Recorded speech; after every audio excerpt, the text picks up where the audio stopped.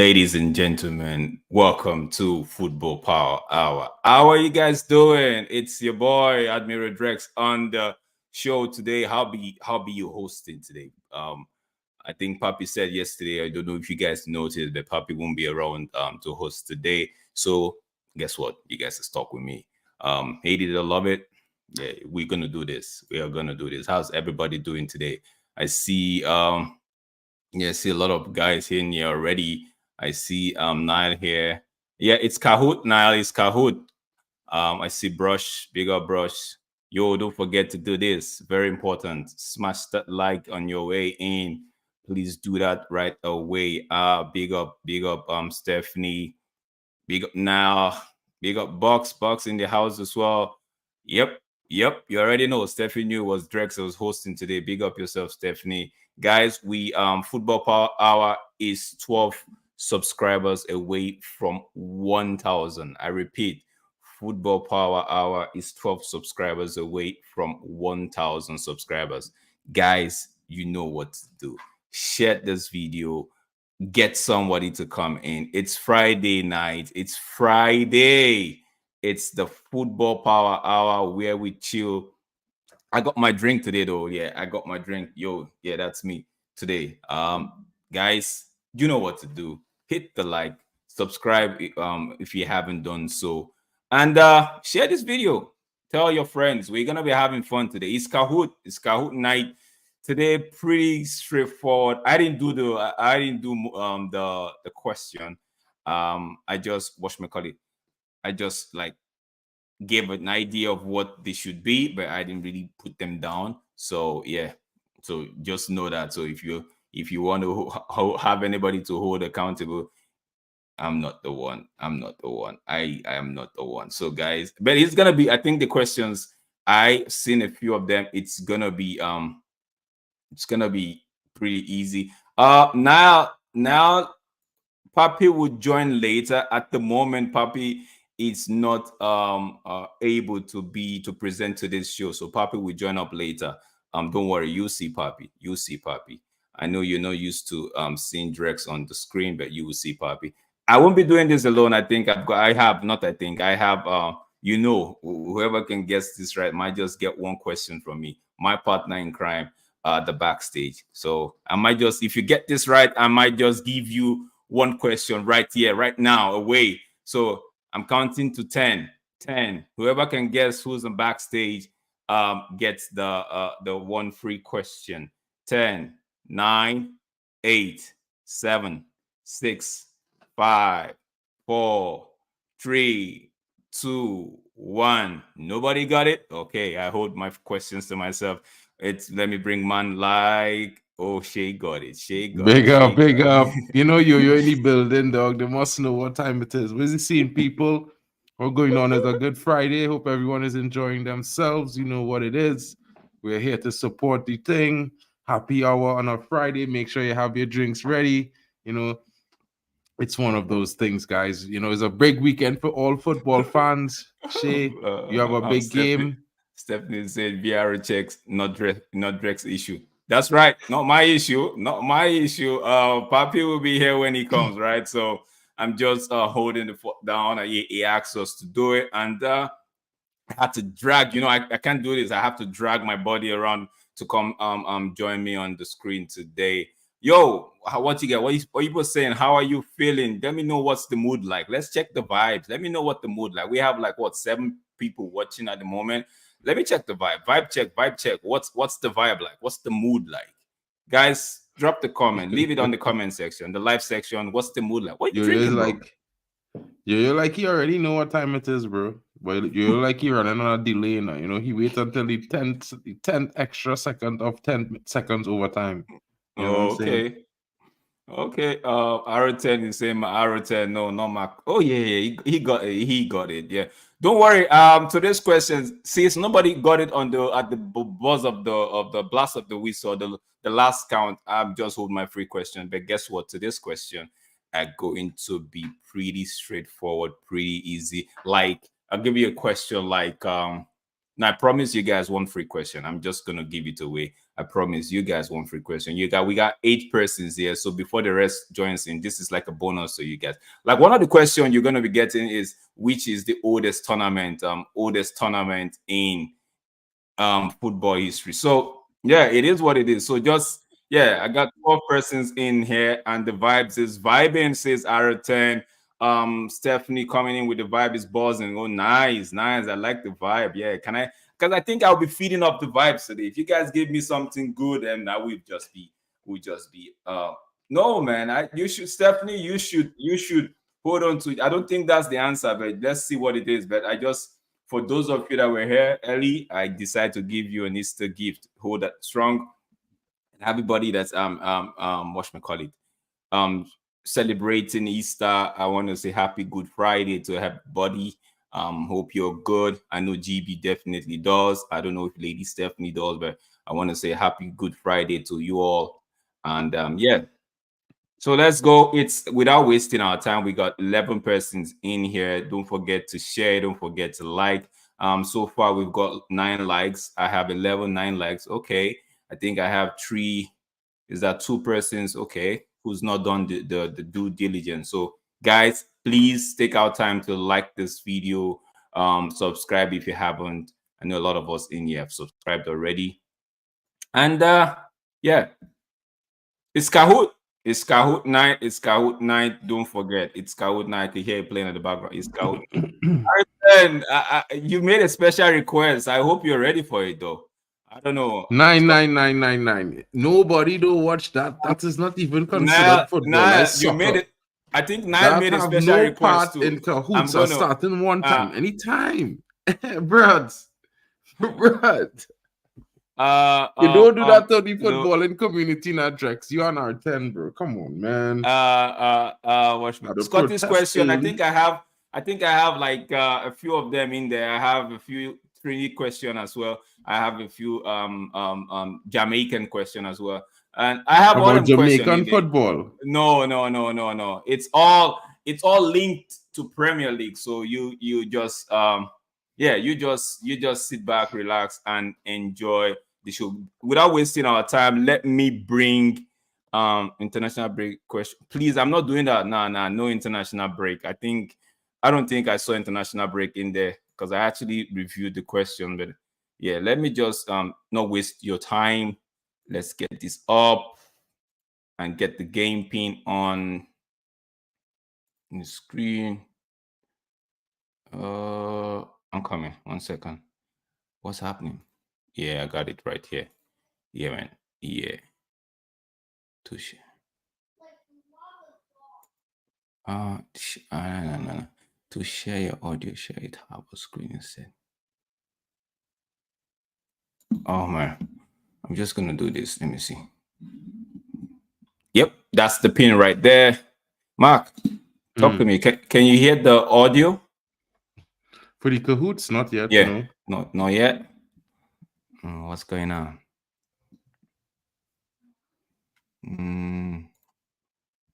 Let me see. Let me stop sharing for now.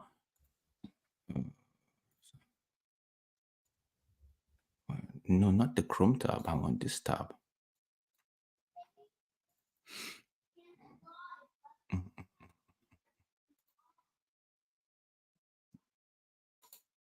Boo.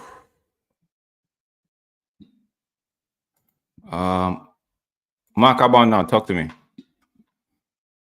No, not yet. But you had to bring it to the stage, I wouldn't hear it until it comes to the stage. You hear any audio? Yeah, I hear the audio. Let me bring it to the stage. How about now? No. You ain't hearing now? It's on the stage. No. You're not here. Hold on. 1 second. Hold on. Can anybody hear the no? Click the icon on top of the screen and make sure it's sharing the song number. Because I could see it on here, but you gotta make sure the song's sharing. I did click it right there, but I don't know. I did. Maybe because I'm streaming, I'm sharing from from Microsoft Edge. I think that's the problem. Now I would have to cancel this and come back, please, guys. trying to make sure we get the sound. It's important we get the sound. Now I see you here. Let me see. This is not funny, man. This is not looking good for me, man. 1 second. Let me just bro. Smalls, the stress now, bro. Yeah, let me.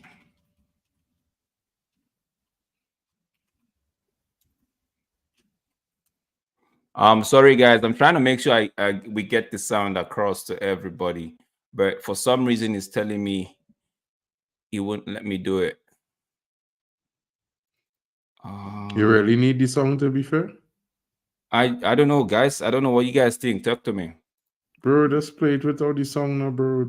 We just guys, what you saying? Do we play the sound or I'm gonna bring it back down?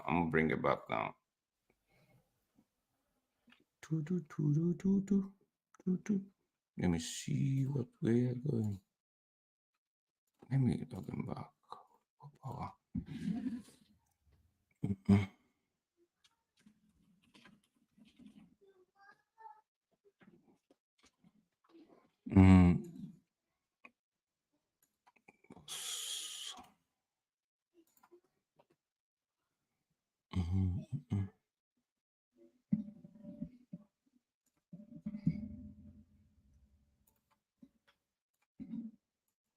Okay, Nat is here. Let's see. Mark you in. Hold on, I'm going to scan the QR code. All right. Let me just put it right there. Yeah. Poppy, big up, broski. Big shout out to you guys. Just wanted to say hello. Hey, hold on, Papi. Hold on, Papi. Hold on. Now, can you see Papi? Because Niall has been asking after you. Niall wants to know. Yeah. Big up, you, bro. Big up everybody in the house. Stephanie, R10, Luann in the building. Hey, everybody that's already in the cut. Shout out to all of you guys, man. But big shout out to Drex and Mark for holding down the fort. And guys, kindly, I'm on a walk along, Stephanie. Exactly. I just want to quickly remind everybody to hit the like button, to also support my two brothers, Mark and Drex. They've got their channels. They'll put the link in the chat. Please, make sure you give them the support. Shout out to you guys. There's going to be chaos, I think, today because Drex was the quizmaster. I hear Drex say something about MLS. And unless we're talking on MLS, not allowed in football because that is soccer. You know what I mean? The Major League Soccer. So I'm trying to figure out what we really doing here. But it's Good Friday, so I'll line bygones. We got bygones for now. I wouldn't call VR just yet, but it's a good thing in the background. Okay. So far I've got 1, 2, 3, 4, 5 persons in here. Let's see. Don't worry, I'm not in the hot seat. You guys are in the hot seat, not me. I'm chilling. Guys, I just waiting to see a question on MLS. All hell go break loose here tonight. Mark, MLS is part of football, and I don't know what Mark is talking about. This is the football power hour, not the EPL power hour. Exactly. This is the Euro. Listen. This is football power hour. All the federations that call football. This is the power for that, not the soccer federation. You understand what I'm saying? No one watches that, please. You know what I mean? No one. Okay, quick question. It's free. Does America play in the World Cup? Do they feature in the World Cup? The USA? No one cares though. Okay. Anyone here supporting USA, bro? Like I don't know. You know what I mean? You Nigeria from Canada. This one is Botswana, South African. No one here. I Trinidadian, bro. That is the enemy. You know what I mean? Like I'm not supporting them, brothers. No time. So I'm not hearing that, bro. They could be the last CONCACAF team. I want them to lose. The end.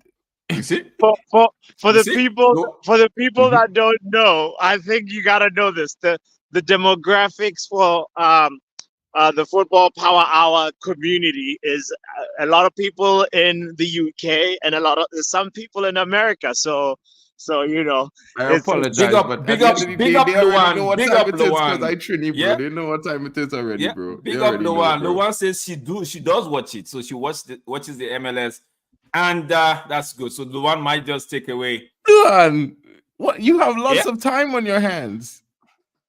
That's yo, what's amazing. it? No, okay, Mark. I think maybe you're missing the point because for us right here in Canada, right, it's the MLS. It's actually late kickoff, like somewhere between 7 p.m. and into the night, right? So you definitely would have time if you're not watching Wheel of Fortune or you're not watching Deal or No Deal. You'll be watching something like that. That's unlike the Premier League where it's like for you guys it's between lunchtime, I think 12:30 to like 5 or 8 p.m., right? For us it's way early, so like 7:30 a.m. then finishes max maybe worst case scenario 3 p.m. So we have the rest of the day to actually do anything else we want to do in terms of what sport we want to watch. So MLS, it's football. You Forget know, about it. I MLS is understand what football. you're saying, bro. But even when I was living back home or Mhm. in the US, bro, Mhm. I was watching Premier League and Italian League. I was not watching the MLS, bro. Like you could give me free tickets to go see Inter Miami because I was living in Florida, bro, in Miami, bro. Not going there, bro. To do what, bro? Manchester City Scouts are looking. They're signing a new American wonder kid who's 14 years old, Uh, called Albert when Sullivan an or something American like win the that. Premier League who's not a goalkeeper, talk to me. Talk to me then. We go talk then. There's talent. There's talent everywhere in North There's America, talent Latin everywhere. I'm America. not saying no, it's not talented, bro. I never said there's no You talent there, see, bro. All you I'm see, saying is Aroten when an is going to American DC versus wins the Montreal Premier game. League, So, we will talk, right? Until then, you know what I mean? but wait, Because but listen, an American has won the Champions League, hasn't he? I mean, I'm talking about yeah, but Okay, he was on the okay, bench injured, okay, bro. He was injured, okay, bro. He was okay. injured, bro. No, He was I just injured, gave you bro. one now. What are you talking about, bro? Okay. He not, bro. Aroten Anyway, is gonna be in the DC United versus Montreal. Aroten, of all games in big the up to you, MLS, R10, for putting yourself you through pick that DC torture, bro. United and Hope you have a Montreal. good game. You know what I mean? Aroten, you pick DC United and Montreal. Was it a free ticket? I'm telling you, bro. Like, man, I feel like if I don't know what I'm saying, bro. Listen, I know Real no, Man, bro. I went to Mark, school with Real Man listen, playing football in the Mark, MLS, you know, bro. Mark, listen, You know what I Mark, mean? listen, Mark. But Yeah, I you know what I know. mean? Listen, Like my brethren Jogan Seattle Jones Sundown, bag up the Seattle MLS, bro. Sundown. Was top scorer for 2 seasons in a row and thing. The games I would not go to pay my money to go watch is one like this: DC United and Montreal, or Toronto FC and DC United. We have Colorado Rapids. Those guys are actually good. The one thing I don't like about the MLS is the break of this Eastern and Western conferences. I don't Bro, like yeah, it. yeah. Listen to me. First and foremost, there's no jeopardy, right? There's no relegation.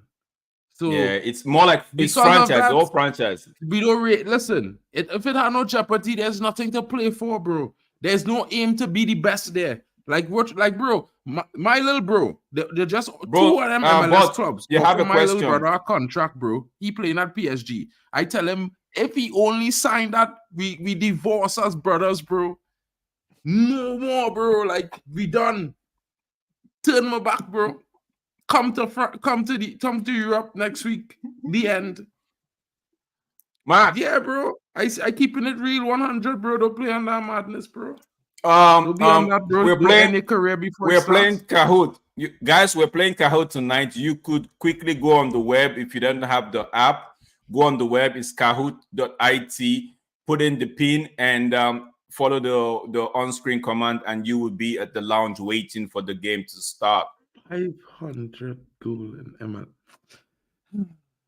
Listen. Aroten, okay, it's a night out. Okay, because I'm so R10, I'll tell you, be honest with you, right? That game right there will put you to bed immediately. Like if I was watching that at home, definitely I'll be falling asleep after 15 minutes. At least it's not just me. At least it's just not me. You know what I'm saying? It's not me alone. Wait, I got only six players here. What's going on, people? Yeah, we're going on with the team tonight, bro. Everybody, we have 16 people watching, come and in, we only have team six. team up, Zusaman. Okay, the game pin. If you don't know what the game pin is, it's 752-5488. I'm gonna put it right here. Luan is upset again. Luan, have a good night. Hope you're not too upset. We're just, having a little banter because we don't like soccer. No, Luan, you know what I mean? Luan's, I think she's saying she's not playing today. She'll be in the comment section, something like that. Well, she probably gonna watch the game too, I think she's. Yeah. Now it feels much better. Yeah. Drex, that's definitely you, bro. Audi, it's 7:21 p.m. right here, the Atlantic time. I think that's 6:21 Eastern Standard. It's 5 a.m. where he is right now. Probably. I think he's in the Philippines. Yeah, he's in the Philippines or something like that. Dude, bro. That's a true soul there, right there. Oh wow, Philippines in the house. Where's everybody watching from? Philippines is a great place. I've been there before. Shout out to whoever is in the Philippines. Cebu. I went to Cebu. He just will traveling then. Yeah. Really, butts is a glazer, fellas. I keep telling Okay, see, he says Indonesia. My bad. So I thought it was Okay. Because this guy's been on my he's been on my stream before. So yeah. Hey, you see, Scotland is in the house as well. Indonesia in the house. Yes. Big up to Scotland in the house. 100%. No, I don't take my banter too seriously. I'm pretty sure my bro and all do take me too seriously sometimes. I don't think Luan is saying. I don't know. I don't think so though. No, I think she was going out. She was just popping in for now, and she'll pop back in later. I think, yeah. Guys, oh yes, we have. I have what we have. Should I give? In the next 8 minutes, we'll start the game. We have 17 people watching, right? So we'll start the game. Yeah. While we're waiting on more people to join in, we have to address the fact that like Liverpool seems to be. Where's Conor Bradley? He's the Liverpool supporter, one of the Liverpool supporters on this channel, and the club is on a decline. What's going on? Why is Xavi Alonso not jumping on your ship, Conor Bradley? Why is Xavi Alonso say you're not having that, bro? We have Scotland. We have Tequila Town here in the UK. No, but like Liverpool is losing its pull though. They've missed out on Enzo. No, I thought they had. No, Mason even Mount, the Latvia thing. Even the Latvia thing. The Latvia has been injured, right? Yeah. I mean, yes, they missed out on Lavia, Mason Mount. Obviously, they missed those bullets, But it's still, the point is they don't have that much pull like they used to. What's going on? So it's like they have the worst mods there. That's what's going on there. Liverpool have the worst. There. Liverpool have the worst. That's from my channel. He's always present on my channel. So I'm wondering what's going on with Liverpool's aura. It's dying down. Okay. I got 10 people in here. Yeah. No, we have not started yet, Vicky. We started like 2 minutes. So you have time to get in. You could scan the QR code, or you could enter the pin. Or play via the Kahoot app. There's other people that also do that. Yeah, I just play via the app, and it's pretty normal. So for me, I just use the app, really. But you guys, you don't like this Liverpool aura that's dying down. It's a serious conversation, you know. And I think there's gonna be after Klopp leaves as well, there'll be an exodus as yeah, well. Like there'll be other people leaving, like bro. Allison, probably It's times Salah. like this we're waiting for. We've been waiting for times like this. We've been waiting for times like this. The Liverpool We've era been is waiting for coming times. to an end. Yeah. Our Eric Ten manager Hag said said it what he when said. they were making fun Errors of him. is come to an end. He end Club Yep, FA Cup yep. era already earlier this season. He gonna end that Premier League run just now. Watch and see, bro. He go and beat Liverpool twice in Old Trafford in one season. No manager never do that before. Set a record there. When that happened, bro, Papi, you didn't see how many men jumping onto the ship right now, Papi. A lot of men hacking onto the Ten Hag ship right now, you know. A lot of fence sitters, Bro. you know, They're they finally scared. jump They're off the scared. fence. A lot of them are You know, scared. they already know. Like they're scared. Bro, you know why? You know why, right? Wow. There have been reports going around, floating around Germany that Bayern Munich looking at Eric Ten Hag. Real Madrid looking at Eric Ten Hag. And another club is looking at Eric Ten Hag from Italy. So I just saying to myself, let men play mad and figure out, you know, this manager not rated by top clubs. You know, people could say they want Nagelsmann, but I would argue with anybody that want Nagelsmann. They never watch Nagelsmann for a whole season at Bayern Munich because it is a situation that will frustrate you, bro. Bayern fans and ultras did not like Nagelsmann, bro. You understand what I'm saying? He's a kind of hipster dude like a De Zerbi, bro. He's conceded real goals.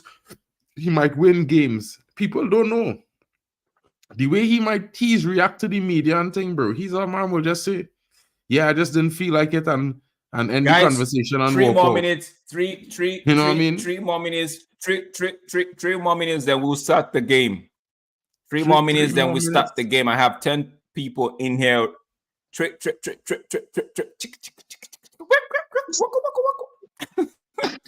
All right, DJ Drex. That's Max's job. Shout out to that's Max's job. Yeah, that's Max's job. I just say it like three.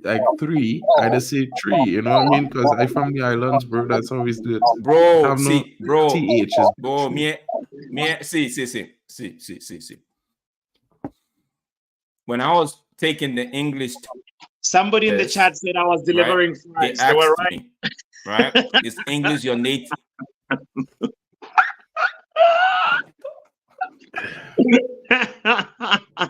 Papi out on deliveries, he delivering pizza, he delivering groceries. Man, like you don't know what time it is already, you know. yo, you are foul. You're wrong for that. Pardon me, my who left? Okay, I'm gonna give the next person 2 minutes. That's how they say it in basketball. 2 minutes warning. 2 minutes. 2-minute warning. I like American. Yeah, I like American sports, right? If they for what we call it, the I NFL used to like always basketball, the 2 minutes and then they make 2 minutes basketball and penalty. non-contact sports. Then for and basketball, I was like, what's the point? How could you make a game where men competing for a ball non-contact? That's insane. I was like, basketball is dead. You know what? They lost 30% of their viewers, and they're still declining. So maybe they need to add jeopardy in those leagues so they could get viewers back who actually think the team's playing to win and not just, have an agreement. You will make some money this year. You will make some money next year. We're gonna make some that's next just always year. going in American sports. There's no actual aim to win. No, but to Mark, be the best. But Mark, the truth is, people they don't. It's the fans. If the fans demand something like that, they will get it. But right now, the fans don't care. Fans are telling you that the Super Bowl is bigger than the World Cup. They never. You see, listen, right? They never experience anything like that, no, bro. All they know is non-jeopardy. So they don't know the difference. But in football, fans in England, on Europe, on our side of the pond, we watching football, and football, that game always had jeopardy, and you know what it means for a team to win. It's like the win is so much more. But don't get me wrong, I'm just watch my NFL and things. So, the college football and thing, I like it. I just watch it. So at the same time, Yeah, I mightn't watch the MLSL, but the MLS, but I just watch NFL. NFL. You know what I mean? Bro, listen, bro. I went to a You few know, games when I was in Miami, bro, but that was years ago, right, bro? And it was just like, bro, I rather go in Trinidad and watch Trinidad Premier League, bro.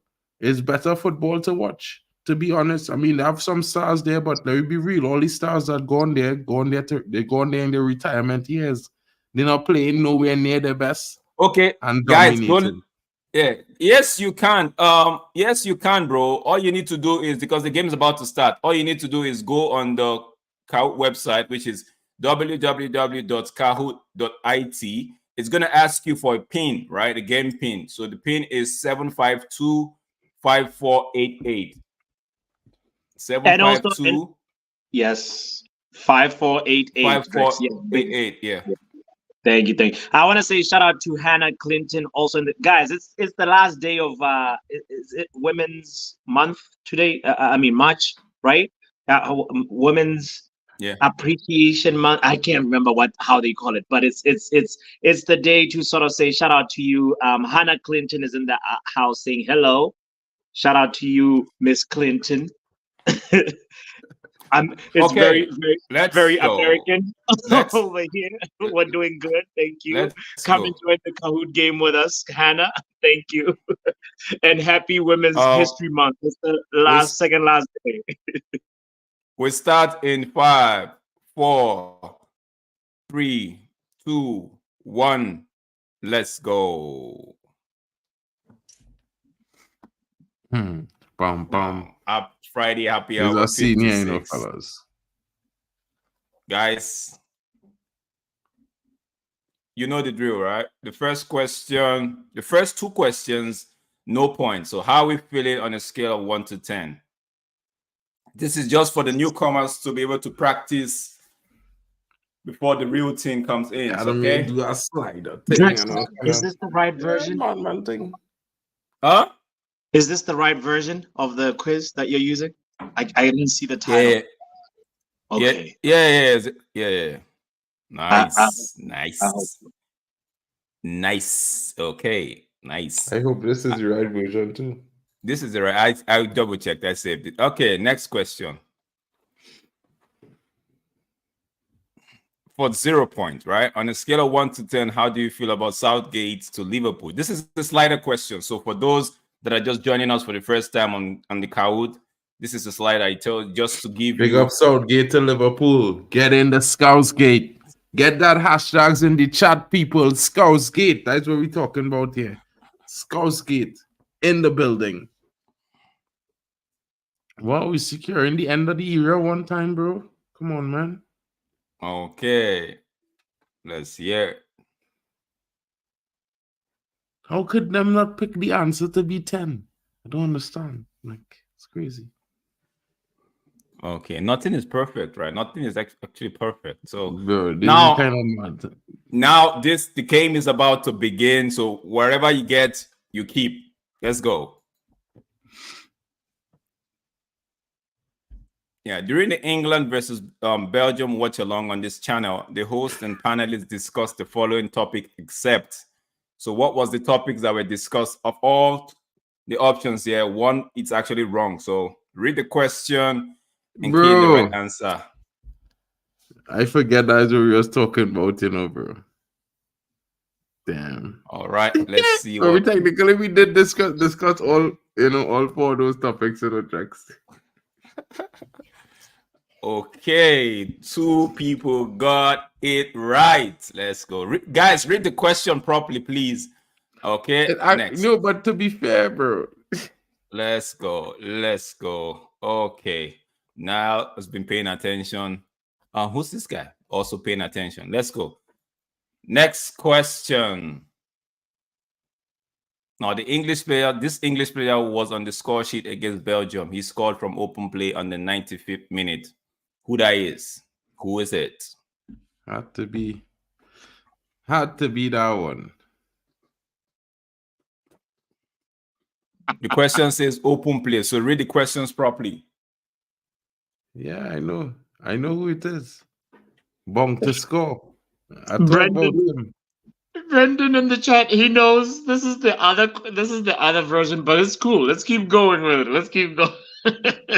Brendan knows. What? I know it's the other version too. I watching it all the time. Which I'm bread? No, Which? he was looking at my face, and it's okay. It's okay. It's that. Yo, I just- find yo. Papi. You know that fella there is yo. Oh, brush. Okay. got I a can't yo-yo pronounce this brush, name, bro. but I'm just gonna say Dip. Dip is in the lead. Next question. It's Shukman Deep. Okay, Sukman Deep. For double the point, what shirt number, club, and country does Jude Bellingham wear? Answer has to be in that format, X/Y, something like that. So type in your answer. Double the points. So this is for those that have been behind. You can actually, for double the points. Let's see. I think that's inaccurate. He don't already say number for the shirt for club and country, bro. No, bro. It's not Put saying in your that he's answer. wearing the same number. Not say. I say what shirt number, club, and country. So let's see. Let me review the answers and see what other people What put. kind of so let's not wait. I'm Look trying to at figure the. out. Nah, bro, Oh, that it weird, is. bro. So it's supposed to be two It's not- answers, right? Yes, that's why I look at the format. I said answer this way. So if either ways, Okay, so whatever, like whatever. see what this person did. 11/9. So it's off 5 and 22. I think I'd take this one Oh, you gonna take 5 and 22? You know where number because 22? it's part of the whatchamacallit answers. The alternate the answer is 5 and 10, and the other answer is actually 5 and 22. So if you give me any of these, I'll take it. And this person said 5 and 22, I'll take it. So, okay. So read the question properly. Next question. Bro, It's the two. Next He's question. where 5 and number 22. That's what you're trying to say. He wears in the last game he wore 10 because Arnold wasn't on the pitch, right? For England. But Who wasn't on the pitch? Arnold. Trent Arnold. Arnold wears number 10. Bellingham wears number 22. Arnold is not. Trent Alexander wearing number 10. But now you know why England don't win nothing. Yes, Move on. yes, Let me move on. yes. Let me move No, Yes. also Drex, when it's international friendlies, the numbers they reshuffle. They don't know. They're not consistent. That's on. why I Let me move put on. the That's 5 why and 22 this on the next question is one. a mad question. Move on. Move on. 22 Let me move was the Mark is a mad question because you didn't get it right. No, it's a 22 was mad the question number. because why would you establish or ask about what he's wearing for, Next for his question, country next and then it's two question, next separate answers. It question. can't be 10, Next it question. can't be 5 and 22. Next question. And 5 What and set 10 is a number, madness. club, and country does Kobe I'm match Mino wear? fixing, bro. Brendel Chappelle, bro. Brendel Chappelle. They don't know, dog. I agree with you. I'm match fixing. I knew that was gonna be chaos today. What set All right. number does club and country does Kobe Mino wear? So yeah. Bro, rubbish. If you don't get this, you see, a lot of people got this. Let's see. Let's review the answer.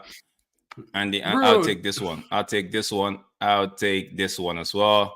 Yeah, that's it. I'll take You this. know what killing me in this whole play? You're adding a number that is static. So I don't understand how it could be 5 and 10 and 5 and Wait. 22. No, I'm not to review this one. This one is wrong. So it is 37, 20, 37, 21, 37. Yeah, that's the right answer. 37 and 5, wrong. Sorry, guys. Bro, let me ask you a question, bro. Okay, right? go ahead, Mark. Go ahead. Let me listen. How you Okay. getting?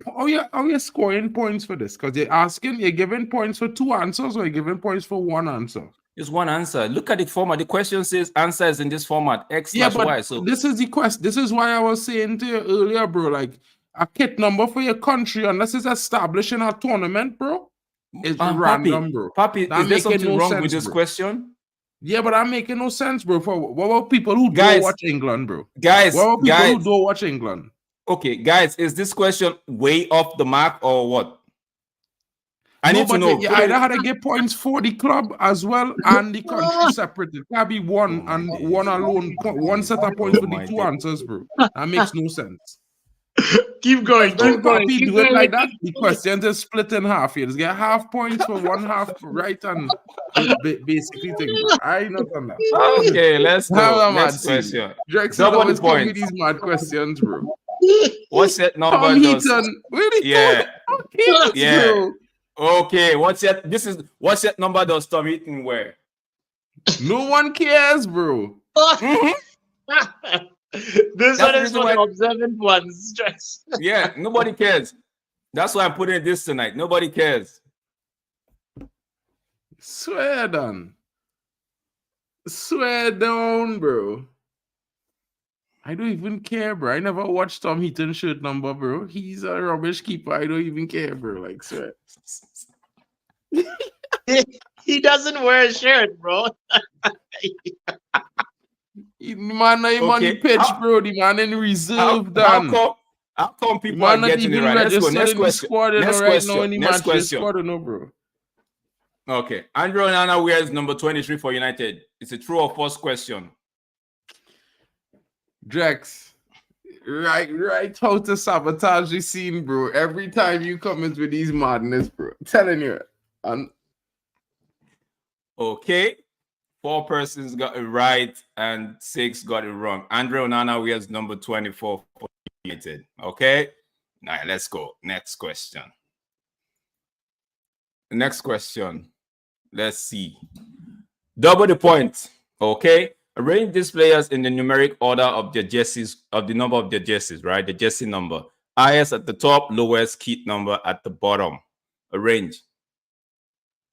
Double the points. So for those of you that have been highest lagging at the behind, top.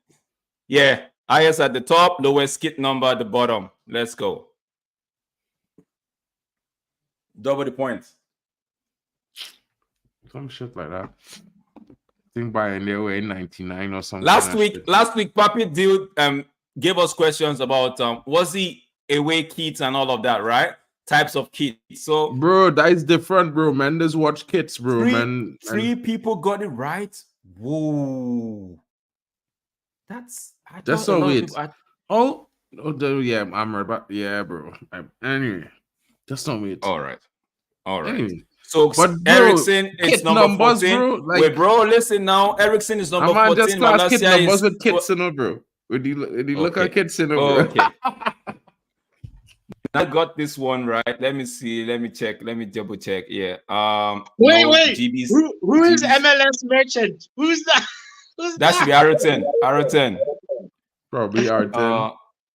Yeah, Bayanda wears number 1, Amrabat number 4. That's correct. Malacia number 12. Then Amrabat 14. So no. Amrabat no.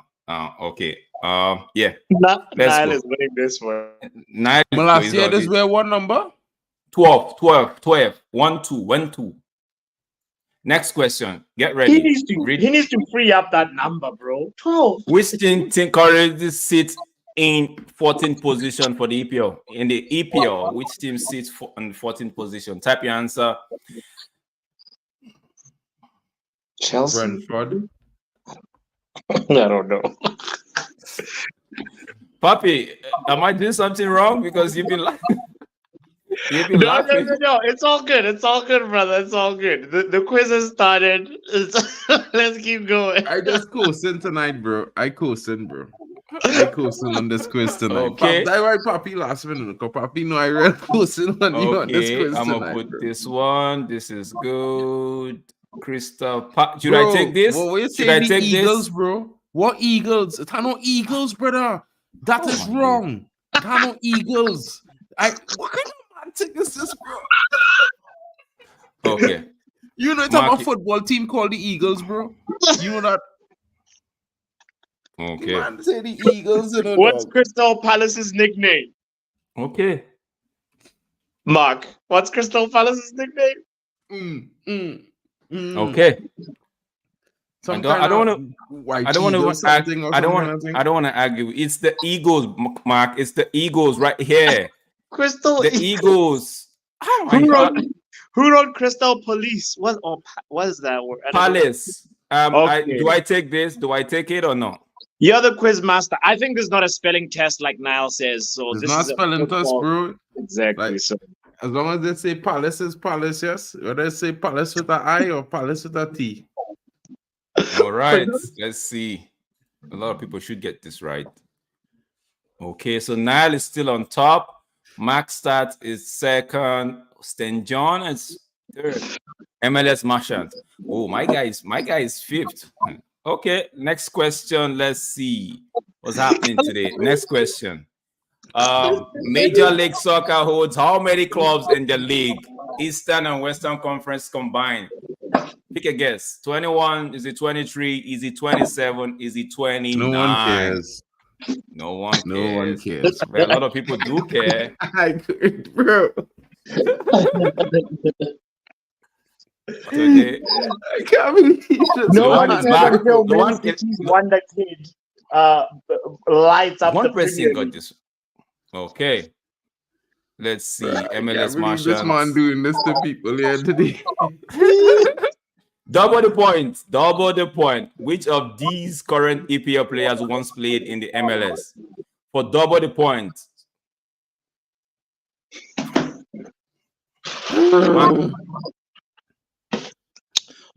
Mark, you're going to improve your MLS knowledge today.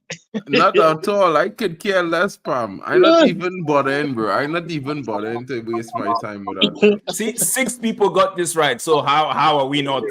Yo, that's it. That's bro, nice. I like we this. only know that because they're playing in the Premier League, King, for a backwater team. You know what I mean? Okay, let's go. Next question. Next Why, question. bro?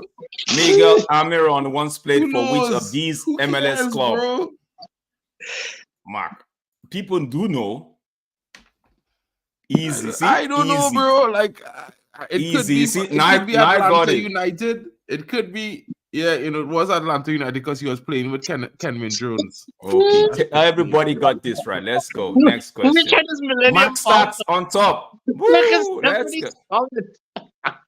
Next question. Which of these players currently play for Everton? This is crazy. I don't know. Probably Andre Gomez. No, wait. Yeah. Okay, let me check the vibes. Let me check the vibe. Let me see what the vibe is vibing. Now, The see, vibe's Nice is not saying, vibing tonight, brother. see, what is this? Like Nice is saying he loves the MLS question. Good. He cannot Because even he's believe he's winning. winning. Because he's winning. He's not even winning at the moment. He's second, right? So Andre Gomez definitely with got it. 8,000 Luan points. got it. Yeah. I gave Was- 2, but I didn't like it.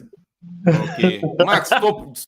I don't Giving know why me a headache Niall moving tonight. like he's actually watching the MLS. So Niall, you try. Double the point. For double the point. Can you guess this player based on 3 facts about them? I've won the FA Cup with a club who have won the Premier League. I have 22 PL goals in 176 PL appearances. I have finished third at the 2018 FIFA World Cup. Who am I? 2018. Yeah. Yeah. And No one that cares, is okay. Elements. Let me see how 2 persons got it right. MLS Marchand on top with 9,643 points. St. John second. Max Start moved down to third. Niall fourth. Shukman Deep in 5th position. Next. Next question. Guess this player based on 3 facts about them. I won the Golden Boy Award in 2012. I've spent my entire playing career in Spain, playing for 5 different clubs. I am a UCL winner. Who am I? Had to be Busquets. Had to be. All right. The man 4 played for persons. 5 different clubs. Isco. Okay. Yeah, you know. Really? Do you know which 5. one, Drex? Atletico Madrid, Where's- Real Madrid, I don't know which Real ones, though. Sociedad. Where's the other 2? See? Jude Bellingham is coming in. Joe Blackman is coming in here. Yeah. Isco. He got it right. Let's see. Nobody wants Isco. Yeah. It's funny. Pape, are you because here? I rate Isco, you know. Yeah. Yeah, you know that. You know, you also rate on some other players like Ivan the Terrible. Okay. He's a quality Let's go. player. Let's not waste time. Quality Let's go. where? Where the quality Next question. finishing? What? Next Top question. middle Next table? question. Talking about the speak of the devil, he appears. Ivan Toney played for these clubs, except which of them? It's the odd one out here. Newcastle. Manchester United. No, it's not. Bro, it's Wigan. Wait, now Ivan Toney play for Newcastle for real? Jesus Christ. I'm gonna walk you through it. From Northampton under 18, it went to Newcastle. Then from Newcastle, it kept. Wait, listen now. Let me move it to you. Let me give it to you. He kept moving from Newcastle on loan to different clubs. Of all the clubs listed here, it didn't go to Bristol City. It went to Wigan. It went to Scunthorpe United, or what you call it. It went to I totally Peterborough. Off the lines tonight, bro. From Peterborough, that was when he moved to Brentford. My arch enemy tonight, bro. You bring all the things I do, like MLS, Ivan Toney. What next, let's bro? See the table. You gonna bring news about Dan Ashworth? Oh, jeez. John is on top. Okay, John is on top. He's got what? He's got the highest answer streak of 6. Who playing on Stern John, bro? That had to be Brendan Chappell, bro. That the True only man I false. feel In the last 5 EPL games, Luton has won more points than Brentford. True or false? True. Brentford lose every single game. Losers. Hopefully they lose again this weekend. When they're gonna lose, bro, I don't know what I'm talking about, bro. And when we beat Brentford, I never want to hear about Ivan Toney to United right. again. Max Stats is on second position. MLS Marchant, I think that's Aroten. He's down to 3rd. Let's go. Nile and Sukman Deep holds their position so tight. Brendan, next question. Houston John. I know Houston John and no Brendan. In the last 5 EPL games, Newcastle have won more points than Chelsea. False. Probably true. This one, there's supposed to be a maybe in this.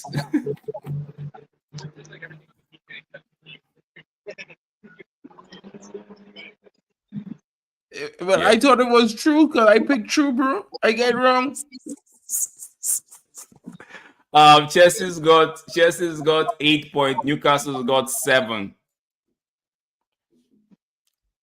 Brendan, I don't believe you because somebody playing Stern John Day, they had to know something. They had to be a football man, bro, because real men will never know he play in the Premier League. Next question, guys. I think the table nothing changed. Let's go to the next question. For puzzle, this is double the point, so you could catch up. Arrange these players according to the number of goals scored so far this season. Top list on top. Notice list on top. Highest at the bottom. List on top, highest at the bottom. Go ahead. Make your pick. Maybe. Some shit like that. Bro, a man who playing with Stern John had to know Stern John is a Nottingham Forest legend, bro. Had to know that, bro. Oh, don't forget the list on top and highest at the bottom, guys. You clearly know that this is not me who made this quiz because I usually go highest at the top. This is madness, bro. This dude has come with some kind of. And I talked to this man before the stream, you know. I message him and I say to him, I say, brother, I say, see the wacky business, keep it at home. List on top, guy. Brendan, if you're playing this game, it's list on top. Okay. Nobody got it right. So Richarlison, it's Isaac but is when on have more 11. goals than Saka this season in the Premier League? Yeah. This is Saka has 13 so far. Bowen has 14. Isaac has 11. Richarlison has 9. And the only way I get to know everything else correct, you know. Oh, really? Next question. Nobody got it right. So Richarlison has less goals than Isak. He's rubbish. From the options below, which is the oldest football competition in the world? Copa.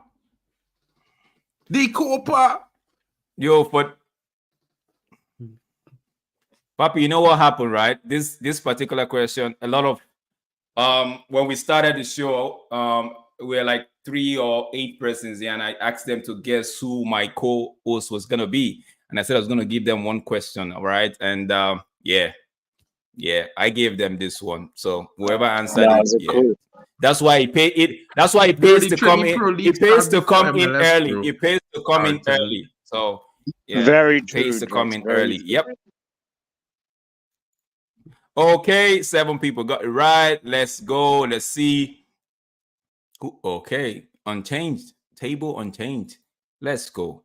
Puzzle. Now, this is a tricky one. Arrange these players according to the number of assists so far this season.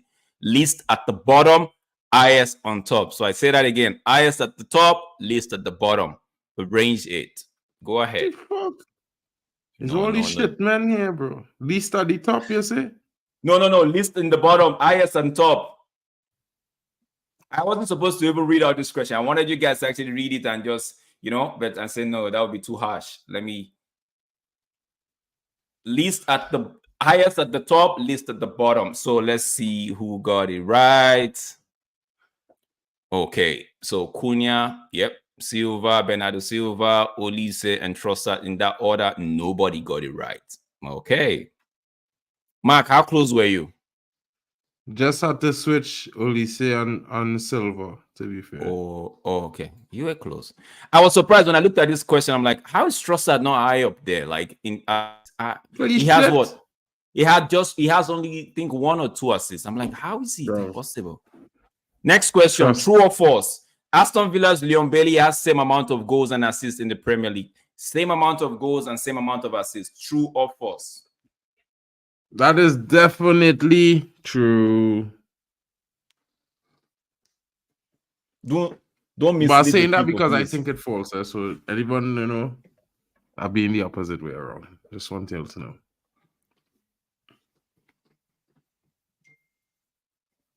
That is true. Nice. Bro. Nice. Okay, next question. 3 people got it right. Niall is moving back. Niall is back on the podium, I believe. So, yeah. Sukman Deep. Who is he's not still going in John? anywhere. I don't know. Who's Everton 10? Following the previous question, what is Leon Bailey's Premier League goal and assist so far? So the number of goals and the number of assists put together, yeah. So if you put the 10, number of 10. goals and if you put the number of goals and assists together, you get the right answer here.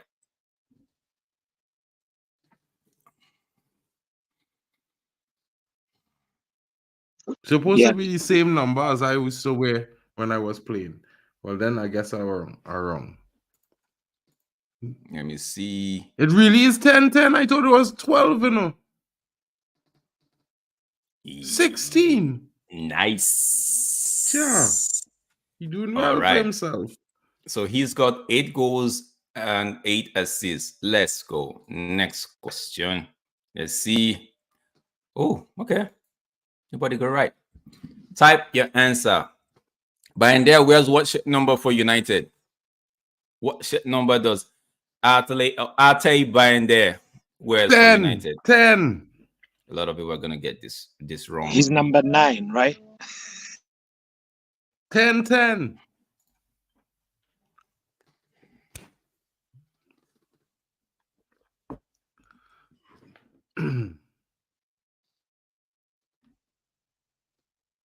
Much more questions for this? Just was quiz 7 more? God. Yeah. First 3 quiz more. on my table, bro. Jeez. That's the right answer. If you got this, yeah, you should pat yourself at the back. Let's go. Unchanged. Okay. Brendan, next question. I don't know what's going on with Drex and numbers on shirts. 2 players have the same number of goals and assists. So the goals 8, assists 8. Leon Bailey is one of them. Who's the next person? I don't know. It's gotta be Palmer. Nice. Oh, no. Does it even have Palmer in the list, bro? Or it had Palmer? It had Palmer. Palmer has got 9, I believe. Alvarez got 8 goals and 8 assists. Yeah, that's it. Bro, One some person got it right. suspect questions this man just bring, bro. I swear to No, you. go check it out. Go check it out. On the forms table, which is the last 10, the following clubs are in the top 6, except which of them is the odd one. So to read the question again, on the forms table, which is the last 10 games, the following clubs are in the top 6, except. Supposed to be a happy hour tonight, but I feel like it's going to be a sad one, though. Bro, I feel like I get this wrong too. Yeah, I know it was them fucking shits. Oh, Stephanie got it right. Woo! I know it was Spurs on. I still went on click Wolves, bro. Okay, so it is in the Because let me man not only give the talking order. up Spurs on, and you know. In the order, it is United, Fulham, Wolves. No. Yeah. United, Fulham, Wolves, Tottenham, and one other club. Next question. I can't remember the other club. Next question. Double the points. One of this on the forms table, the last 5, which clubs are in the 6? The following clubs are in the top 6 except one. The following clubs are in the top 6 except one on the forms table. How to beat them? If it's not them, yeah, I know Drex was warning me specifically tonight. The hate is real because he finally be finishing in top 3. Too much. Yeah, I know that, bro. In the form tables, last 5, the following clubs are in the top 6. What kind of mad question is that, bro? Papi is definitely. This shit is crazy. Papi is crazy, bro. Papi is definitely thinking, Drex just. But United win most of the games of a lot of teams, bro. So we should be in top 6. No, we're not. United. No, we're not in the top. In the last 5, the forms table, it is Aston Villa. Tottenham. We won 3 of our last 5 games. I'm telling you what it is right now, bro. I'm telling you what it is right now. In the last 5, it is Aston Villa. Whatchamacallit? Aston Villa. Who else? I just asked you to clarify because the last 5 games we win 4 of 5. Hold this question down. When I finish the quiz, I'm gonna pull up the table and you see. Let's not argue, okay? Papi, pardon me tonight, right? You saw the question, so. Next question. I think this is the last question. So we're gonna go and find 4 persons got it right. No, okay, only 2 people got it right. Sorry, my bad. This is the last question. And now in the position we've got nice. Mark starts in second, and number 1 goes to you already know. Who is this guy? John. Who's Stern John? Who is this guy? Who is the one? I need to find out who is this guy. Who is Stern John? I want to know who pretended to be Stern John. Who's Stern John? Because whoever it is, they know this dude because this dude was a Nottingham Forest legend. Anyway, more important. Shout out to Stern John, by the way. Big up to you for being number 1. Shout out to Stern John. Niall, what position were you? Time to examine. Last run of 5 games. Examine that question immediately, Drex. We want to see. Because if we win 4 the last 5, I know we beat in the last 4 games. We beat, but we didn't play Villa and beat Villa in one of them games. So even either which way, we had to be even. Because we win 4 or 5, they couldn't have win more than Can you see my screen? Let me bring it up. Can you see my screen, Mark? Wait 1 second. Can you see my screen? Zoom in. Let's see. I can't. Let me see if I can zoom it in. How about now? Now? In the last 5 games.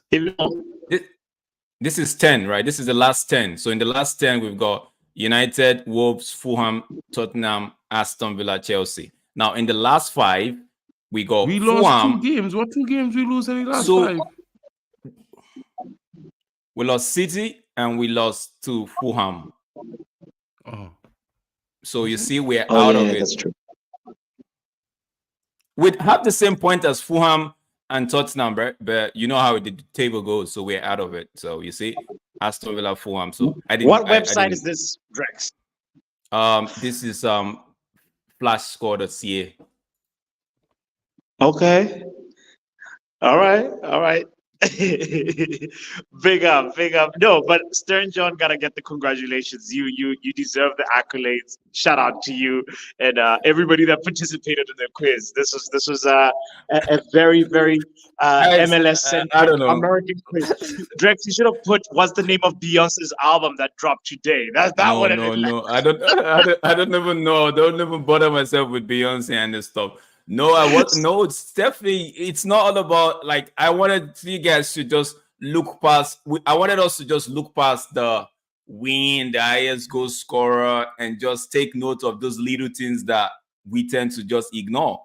Like the shirt number, the kit numbers, very true. the yeah, so those things we tend to ignore them. Like if you wake me up and ask me what kit number does Malasa wear put on, right? I wouldn't even tell you. I'd be like, yo, I don't know. Nobody cares, you know? Killer. So no one cares what number Tom Heaton wearing, bro. You understand what I'm saying? Right? He's a Manchester United player. I almost put in a question like this. What time did Eric Ten Hag substitute this player for this player? Right? Ask man if I didn't tell him this, right? I tell him if it's not about Euros, it's not about nothing. Premier League is back. Focus the quiz on Premier League. This man asking questions about national team numbers would no matter. They're not even a tournament to the no. Consistent. Stephanie, I men don't even watch and support the No. country, bro. So you trying to tell a man here he have to support England no matter what? No. See. No, that's not right, Stephanie, bro. listen. I'm fighting the battle here. I'm fighting this battle. Don't ever bring a number like that. No, but Drex gave me an idea. It's like how many corner kicks? No, I wouldn't go that. I wouldn't go that low. I will end it at shots on target or end it at possession start. That's I wouldn't go to throw-ins. It's too. I might dive into yellow cards, but no. Yellow card. No, but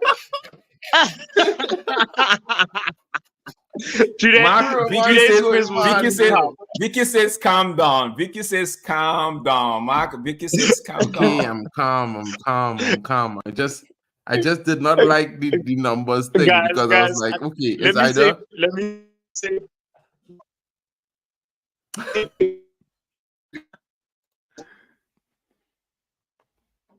No, see, while we wait for everybody that participated. I gotta step into work right now, so I'll see you guys soon. All yeah, right, we'll talk soon. All right, peace. Yeah. Yeah, Vicky, like I said earlier, I just wanted to make guys, look make at sure least support people Drex should pay and Mark on their channels. By the way, make sure you kindly go to their channels and subscribe to them. Big up, Papi. I know Mark was expecting questions like who won this, who did this, and that. No, I'm like, you know what? We're gonna pay attention to some things that we've not been paying attention to. No, but okay, Mark, take for example, right? We when they put out the lineups for each games, right? When they put out the lineups for the games, especially for United games, right? You see the kick number on the left, you see the player's name. True. So I know no people don't pay attention to it. I have no problem I get wrong, okay, you know. Okay. I have no problem I get wrong. What's the problem now before we jump into this? For Jude Bellingham jersey, right? It's either it was 5 and 10 or it was 5 and 22. It can't be both because then they're making it complicated. No, it's 5 and 10 or 5 and 22. Can't be that, bro. Okay, understand what I'm saying? Okay, that's why I say I get your point. Yeah, I get your point. Because then it would make it complicated because the answer is the answer. So you know what I mean? Like the last game he were 22. The game before this game, no. This game he wore 10. The last game Belgium he wore 10. The game before the one they played Brazil he wore 10. Right? Whenever Arnold is on, whenever Trent Arnold is on. Then so understand what I'm saying, bro. Like if he wore 10 those last two games, this was the international break. So if it was relevant, it would be this international break. So therefore, the break before, which was like 6 months ago, makes no sense because this is the new number he won. That's why I put in there as the additional option of if you give me 5 and 22, I would take it as well. Because the real answer is 5 and 10. So if you ended up putting 522, and I'll take it as well. And that's gone. Vicky says she has to admit this was a hard one. Yeah, Vicky. Yeah, Next week, it was hard, but I just Papi say is like gonna come in and give you I guys rather some like more. you ask like more like finite questions. You see that kind of 5 and 10 and 5 and 22 thing. Okay. It's Not that gonna make no happen sense again. to me. No, My but brain not adjusting to that, but fine. But the truth is, whenever Drex is gonna be anchoring this show, just be ready, be ready, be ready, be ready. Yeah, Mark, what we're saying tomorrow, the Premier League is back, club football is back. I know a lot of us are excited to actually see watch United. We can't wait. I think it's for me, it is 5 p.m. For you guys should be like 8 or what? Well, for me it's gonna be 9 p.m., but for Yeah. everyone else it's gonna be 8 p.m. in the So UK. I think that's the last It's a late game. It's really problematic for fans, especially the away fans going to the game, because as you know, there's engineering works going on the railway, the national rail. So there's no trains because the last train leaves 2 minutes before kickoff. So it's going to be a problem for a lot of fans. Like Vicky, she's unable to go because she would be stranded if she went.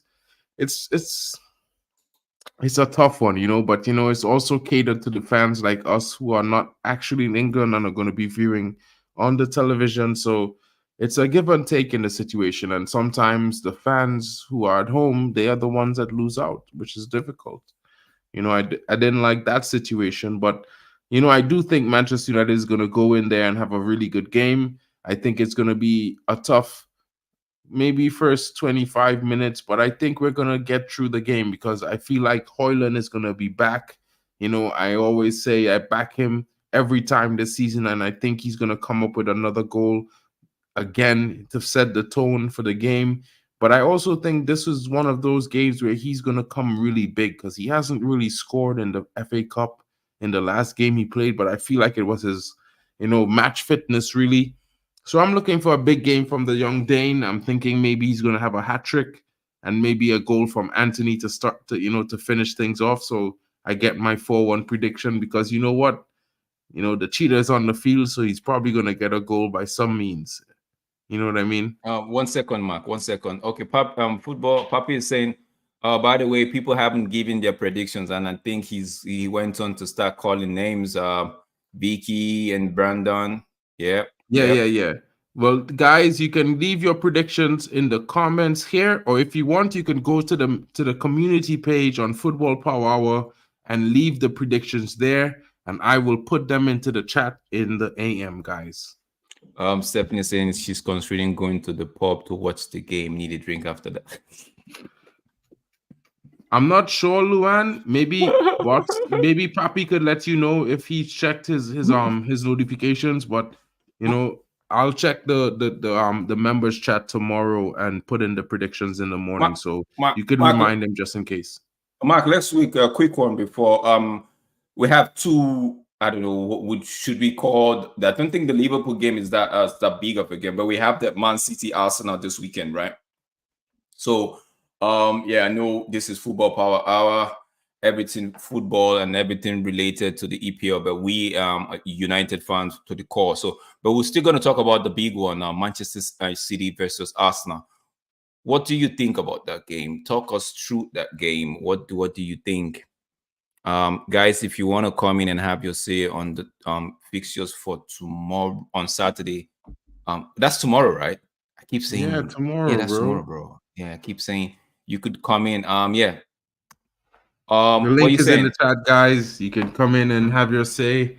I mean, the Arsenal City game, I think it's gonna be another boring game. Shit watch, really. Why boring? Because it was a shit watch in the first game. Okay. You know what I mean? It was a shit game.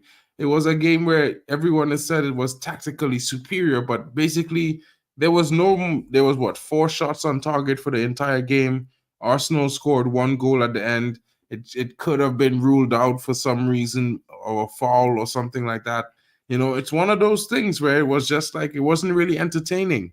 You know what I mean? So while Arsenal got the victory, I'm not too sure they're going to win at home again win away to City this time. I think it's going to be a draw game. I think there's going to be some goals because I think it's a critical point in the season for both teams. They need 3 points. One needs 3 points to catch up to the top two, and the other one needs 3 points to create space between him and the chasing place team in third. So I think they're gonna both come out for the game. It's gonna have goals. So I'm going with a 2-2 draw in this game.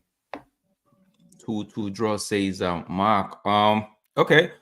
For me, I feel like City would have this one.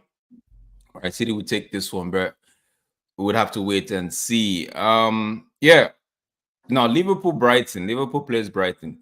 I know I've asked this question before. Of the 4 of the 3, who do we want to win the league? And the answer, even when this question was posed to Sir Jim, he said none of. He hate them all, right? I know we hate them all, and Liverpool play Brighton tomorrow. And if like earlier in the stream, Papi was saying it feels like Liverpool are falling off. The wheels are coming off. There's going to be quote and unquote. There's rumored to be like some mass exodus of players in this coming when Klopp leaves. So, what do you think? Do you think they can see out Brighton for Sunday? Not a chance. Not a chance. Not a chance. I actually think Liverpool and Brighton are gonna draw as well. Really? Yeah, bro.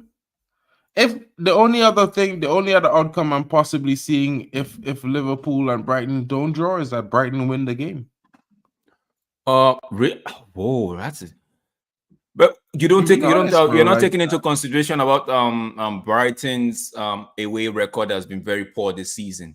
Yeah, but you could take into consideration their away record, but take into consideration the fact that Liverpool's high line is going to play into Brighton's hands. Brighton's tactics suit playing against a team with a high line, and if you play a high line against Brighton, you're going to be conceding. And we already know Trent Alexander is injured. You know, they have Kwanzaa and just Van Dijk. Van Dijk is gettable. We've done it to Van Dijk ourselves.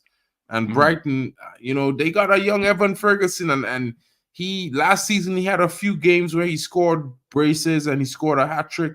He hasn't really had a game like that this season. I think this could be one of those moments because he's not really happy with the minutes he's receiving at Brighton right now. And he might just be trying to make a statement to get some eyes on him coming down to the end of the season so he could get someone to get him out of there. You know, I would not mind going for him. Either him or Benjamin Sesko, I think would be a fine addition to what we already have. So, man, I wouldn't be surprised if Brighton come away with a win or a draw in that game. According to either ways, I don't care, I don't mind. According to Fabrizio, right, he's saying that Davies is not actually Anthony Davies, right? It's not actually looking to pen a new deal at Bayern or extend his current contract, and it feels like Anthony. I'm sorry, is it Afonso Davies? My bad, Afonso Davies, right?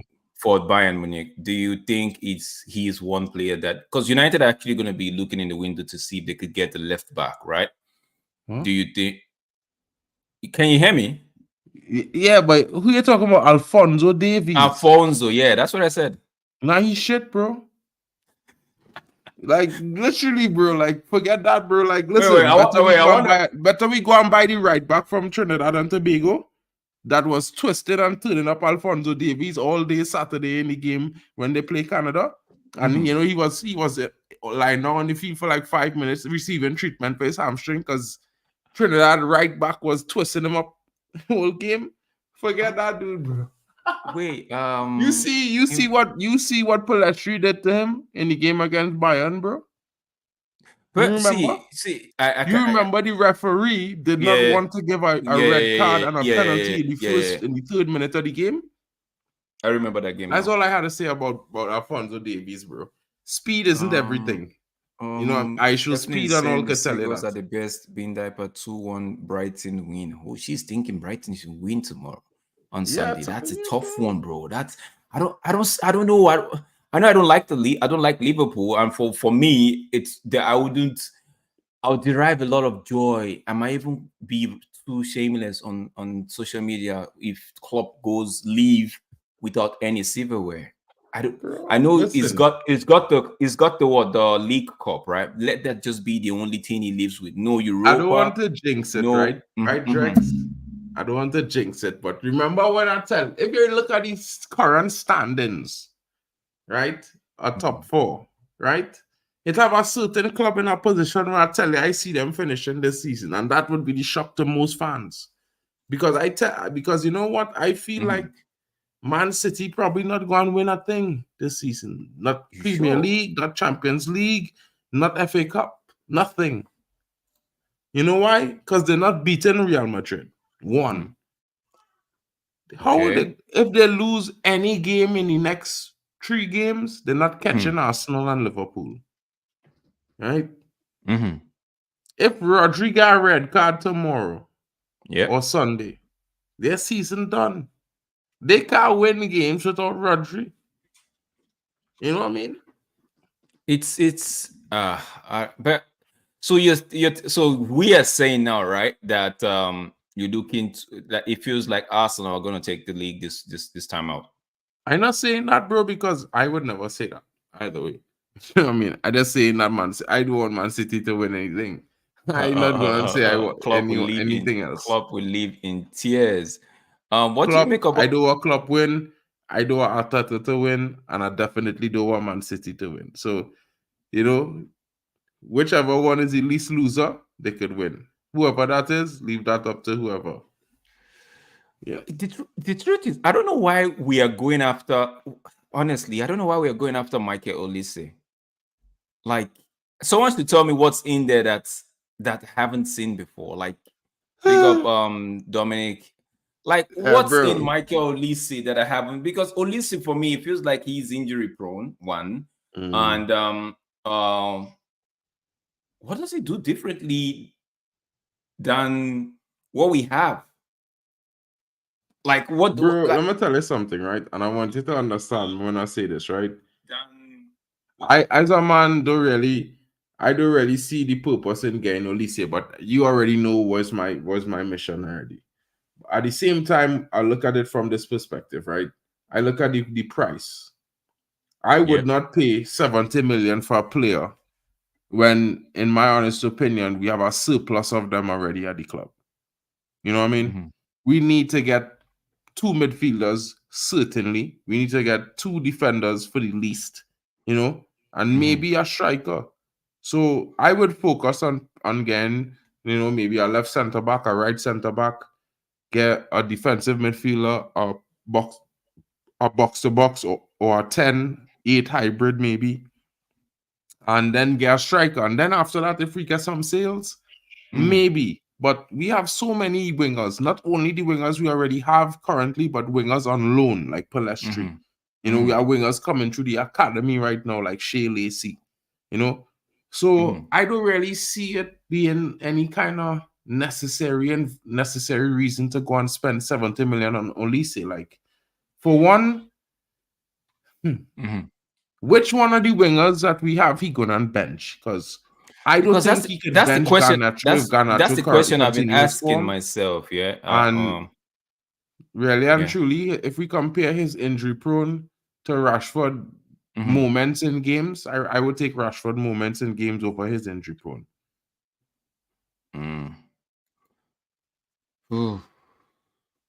I don't know. What's his name? Like, I have like Olise. I've been thinking about, like, why Olise? Like, I know it's more like a shiny new toy and stuff like that, right? But I'm like, yo, man, what's in it? Yeah, one of the biggest news for, is it today? Today was the press conference, or yesterday? I can't remember. Yeah, I've lost track of the day and time. Was the fact that Eric Ten Hag said that Lisha, the butcher, would be might feature tomorrow, might just be in the Brentford game tomorrow, and a lot of fans have been so happy and all of that, right? Do you see, like, somebody actually stated in the comment, if we don't win tomorrow, we might as well just pack it up and just go? I think it's the Mamin saying, if we, I'll come back to that. If we lose to Brentford, we might just pack it up. We need 3 points tomorrow, bro. Lisha starts, we win, or if Lisha starts, we still win. What do you think? What's We that? just start Lisa tomorrow. Yeah, why not? You You know, start I would Lisa start tomorrow. Leacher. Why wouldn't I start him? He had 2.5 months rest. He was fit enough to train with the Argentine squad. Why not start him, bro? We need him. He's very important to the way we play. You know what I mean? I feel like considering the fact that you know he's critical to the way we play out from the back is one of those things where you know he has to play games. And yeah, you know, you don't want him to get injured again, but let me be realistic about life. The injury that he got was not because or anything related to the injury that he recovered from. A 200-pound man fell on his knee. If a guy that size fell on anyone's knee, it would hurt. You know what I mean? So, but I'm just scared. Like he's gonna be playing up. If he starts tomorrow, he's gonna be playing up against Ivan Tony and Wisa and the likes, right? They might be targeting him. So I don't know. I feel like, but the games don't come no easy because after the Brentford games we get Chelsea. Then after that, I think we have Liverpool, if I'm not mistaken. So now, so I feel like yeah, maybe Brentford game give him maybe 30 minutes or yeah 25 minutes. The Chelsea game he could start. Obviously, the Liverpool game he would definitely want to start. So for me, I'm just too scared about. I don't want anybody trying to target him and go on the foot or wherever the problem is. But I would be at one point. I would love to see him come on, even if it's for 15, 20 minutes. I'd love to see him come on and just get a game tomorrow. But that'll be left because Eric Ten Hag was of the he actually hinted that yeah, it might start, it might not start, but he's in contention for tomorrow. Yep. Well, I mean, I don't know how anybody would target him in the sense The that Bayern job? Are you serious? Ralph Rangnick favorite to take the Bayern job? Ooh, that's some news, man. yeah, they're looking at Ralph Ragnick and Eric Ten Hag. To be fair, this is what I was talking about earlier. You know, so Wow.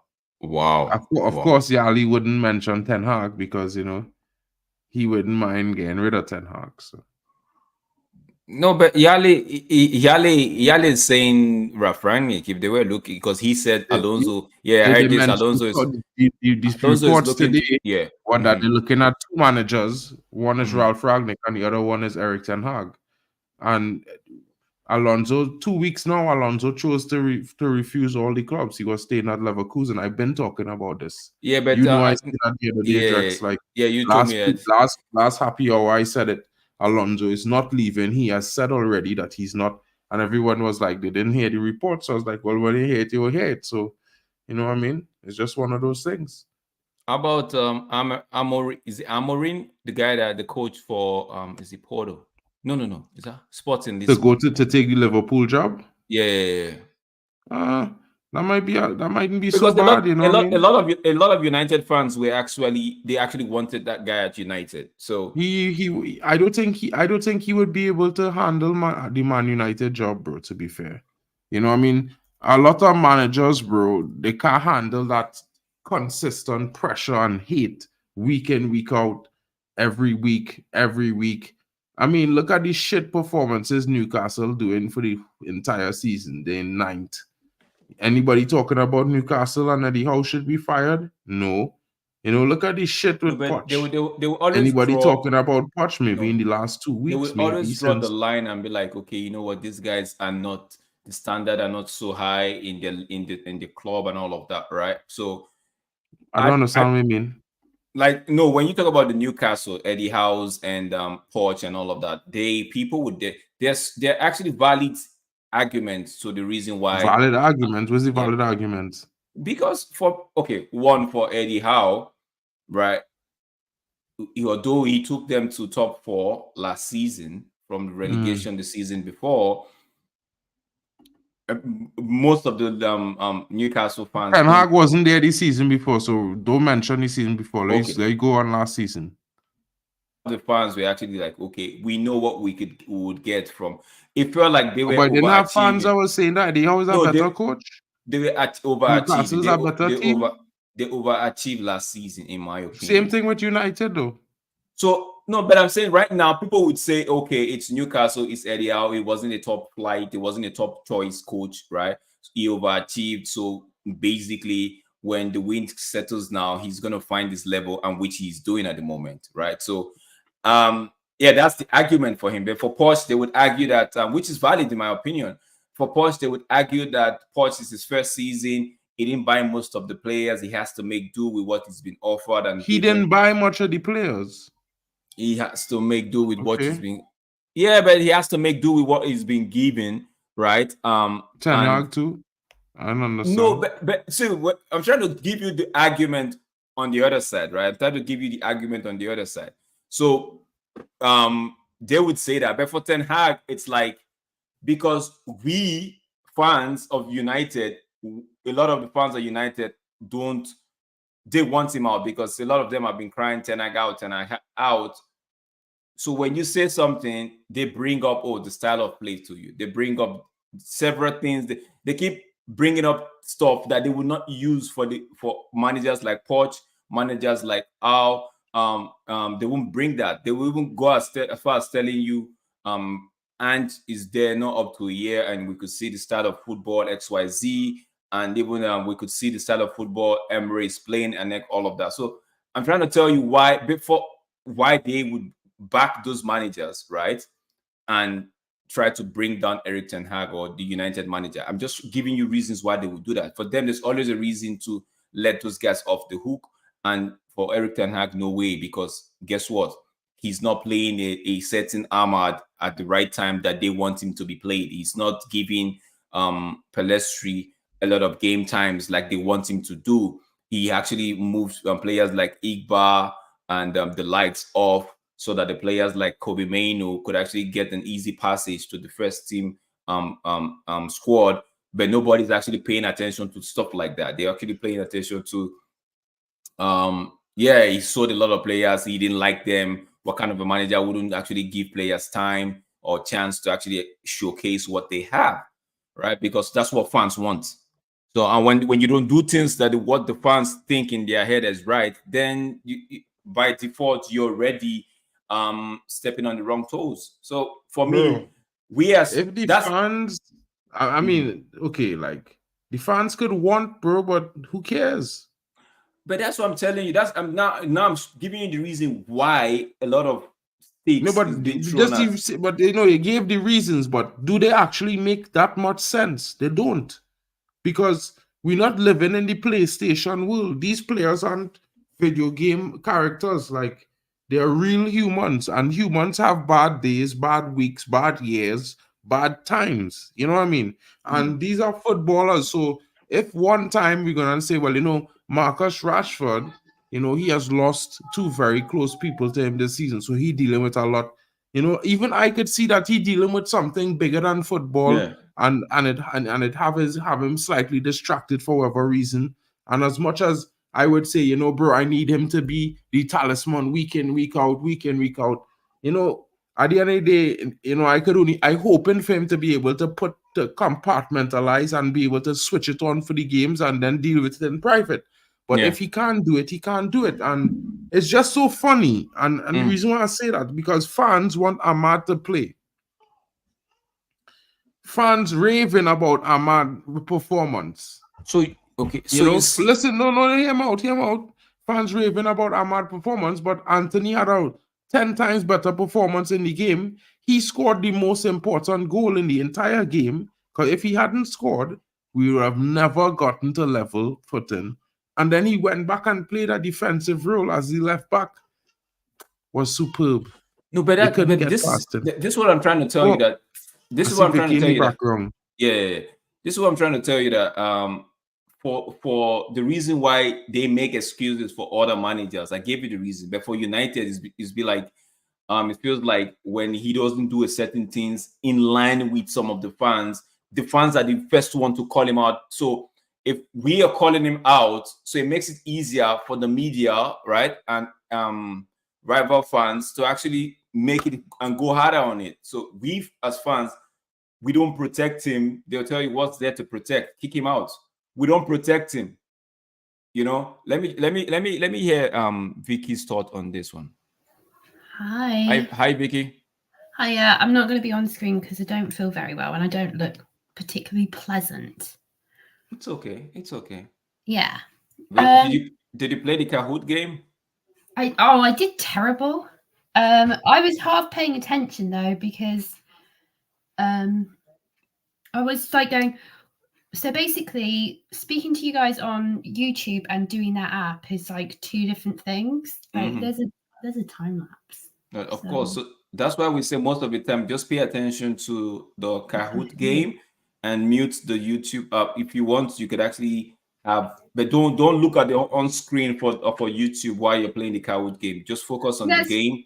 but I still keep doing it. It's just a Oh, fault of okay. mine. So, Okay. Because I It's do it all as well. good. I It's do all it good. myself. Yeah. When I'm playing, yeah. I'm actually playing on my phone. Then I'm actually listening. So sometimes I'm like, oh, I'm waiting for the question, and it's already on my phone. I'm like, oh no, I'm late.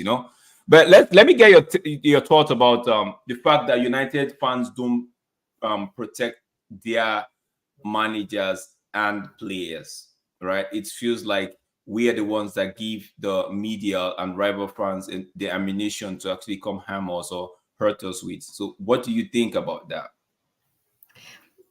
Say that again because you kind of worded it two different ways. Okay. I said United fans do not protect their manager or the players. For the Right. manager, So yeah, there's that. one. Okay, go So there's ahead. that conflict, isn't there, of time is old. Like we're believed to not protect the manager because he's not making results, but then the players aren't doing the results because they'll do it for one season, but they won't continue to do it for the second season. So then that's when you go, no, the players are the problem. And then the players are the problem, but then the manager's the problem. And then it all creates a massive drama. Now, there's so much to think about when you come to what Mark was going on about with the mental health of players. We can all keep saying, oh, they get paid so much, they get paid so much.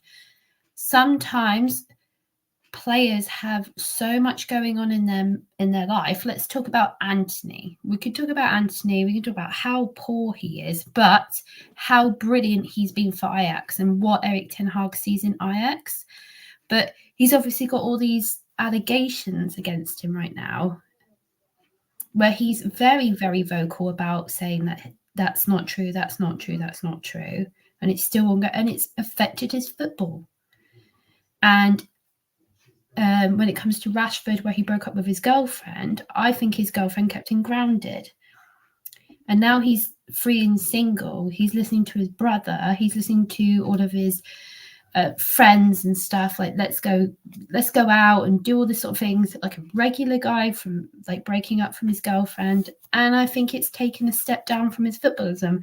And I tell you what, over the summertime there was an overlap with Gary Neville where he was talking about things don't affect, if it doesn't affect my I don't look at social media because it doesn't affect my mental health on being a player. But then again, he's also listening to his brother and his social life, which is his agent, and it's been showing that it's had an impact on his performance. Yeah. Now it's up to, like, I believe that when it comes to Sancho, that I will disagree with quite a few people here, and they will get on me, that he has always been a problem. He has always had issues of being with his time management and stuff, and that he has to be babysat.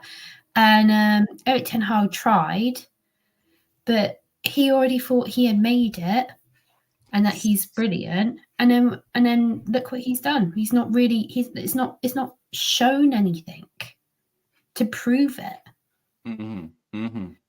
Aruten is saying we need to go back to manager power and not player power. Yeah, Mark, what do you make about that statement right there from Aruten? Yeah, well, I feel like that as well, and I feel like this is one of the things where I'm kind of mad at Sir Jim Ratcliffe and the guys behind the scenes at the moment, because it's all well and good doing what they're doing, making the decisions that they're making, and getting Omar Barada, getting in probably Dan Ashworth and stuff. But yeah, at the same time, I look at it like you're still creating a problem, because that that idea and that question about the manager months and months going on, carrying on all through to the end of the season. Whether or not you want to sack the manager or not, you could come out with a firm statement that backs the manager, because it's business at the end of the day, just to quiet the storm around him. You know what I mean? Let the players who are there know, listen, regardless of whatever you do, we're backing the manager. Whether or not you're going to do it or not, because at the end of the day, yeah. it makes no sense to have the media creating all these rumors week in, week out, and you're doing nothing about it. Where's the Because loyalty there? Like, yeah. how could we expect the club, to do this for any other manager next season? Like, if we was to change manager and someone else is having a bad time, a bad run, and the press is saying this, if Manchester comes out and said we're backing this manager, I'm going to be like, bullshit. You know what I mean? Because I feel like they're hypocrites if they were to do that, because they're not doing it right now for Eric Ten Hag. And the fans who are going wild, let's get a new manager, let's get Hansi Flick, let's get Nagelsmann. They've never seen these guys coach. They've never watched these guys week in, week out for Bayern Munich. They're just watching some stat that they see, they Googled. Because Nagelsmann is like, he's a hipster, bro. He's worse than De Zerbi. When Bayern lost games under Nagelsmann, they lost 5-0, 6-0, 6-1, 5-1.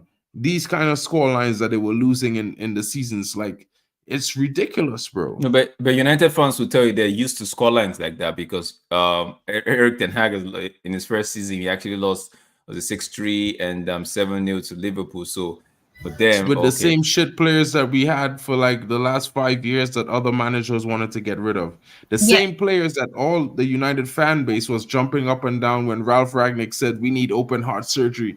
Where are the outgoings? Where are the outgoings? No. Another Vicky, manager is gonna come in and get the best of these players, bro. That's Vicky, what these guys be talking about. Yeah, bring Nagelsmann to and then reset the squad for Nagelsmann. But we was supposed to be in a rebuild 18 months now. You know what I mean? Make it make sense, man. It doesn't make sense, bro. Yeah, big up Superfly. Vicky, well, you were about to say something. No, I completely agree. But we've had this time, like Mark was saying, we've had this time and time again.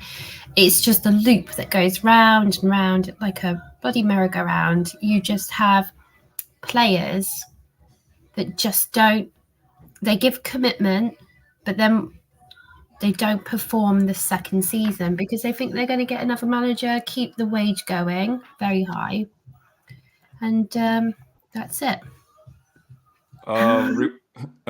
It's just the game. I woke up and I'm ready. Big up yourself, Omo. I feel like if we're winning, even without a style of play, right? Fans won't be. Sorry to interrupt. You only have to look at the hysteria of January and February, one loss, and like Eric Ten Hag out. Yeah, that's what I was about to say. That I'm like, we win, right? Then one slip up, like, and everybody's like, yo, that's the reason we don't have a style of play. It's not sustainable. It's this, it's that. Look at Ans, look at Emery, look at Eddie Howe. Start bringing names. We want this, we want that. And I'm like, yo, but it's just one loss. Were you expecting to win all games in the season? I'm like, so I mean, for me, it's too quick. Like, United fans, if I say I'm not disrespecting anybody, I feel like sometimes we are just too quick to react, man. We don't take things into consideration. We don't put all the variables in front of us and make a calm decision. We are just like, think about it like this, Drex, right? Hear the definition for it right now, right? The definition is on one hand tasty, and on the next hand savory, right? Which one is United fans? Which one, tasty or the one savory? Which one? Bro, I don't even know. I don't know, bro. I don't know. Because having a dynasty means something to savor, right? Winning right now means tasty because you get the win right now, but it's not consistent. You know what I mean? Because the savory taste is last. No, but they will tell you that even if with the tasty one, right? They would say it's not sustainable because there's no style of play, right? Big up Omo. Hey, what's up? Yo, Big bro, up, we cool. How Olo. you doing? I'm good. Yeah, long time me Thanks, ain't see Mom. you. Yeah, it's Ramadan in New York time, so I'm gonna be sleeping some random time. Oh, okay. What you Thanks, saying? What you Mom. saying? Tomorrow, what you saying? We're playing Brentford Tomorrow tomorrow. we Yeah. win the green kit. I'm not comfortable. We should lose. We don't have Lisandro Martinez. We don't have No, Casemiro. We don't but Like the have. manager, Lissandro is fit, bro. What are you talking but the about? manager said he could start tomorrow, or definitely he's gonna be on the He bench. looks so playing. What's that? He looks so fit. Luke Shaw out until the end I'm of expecting a April. loss.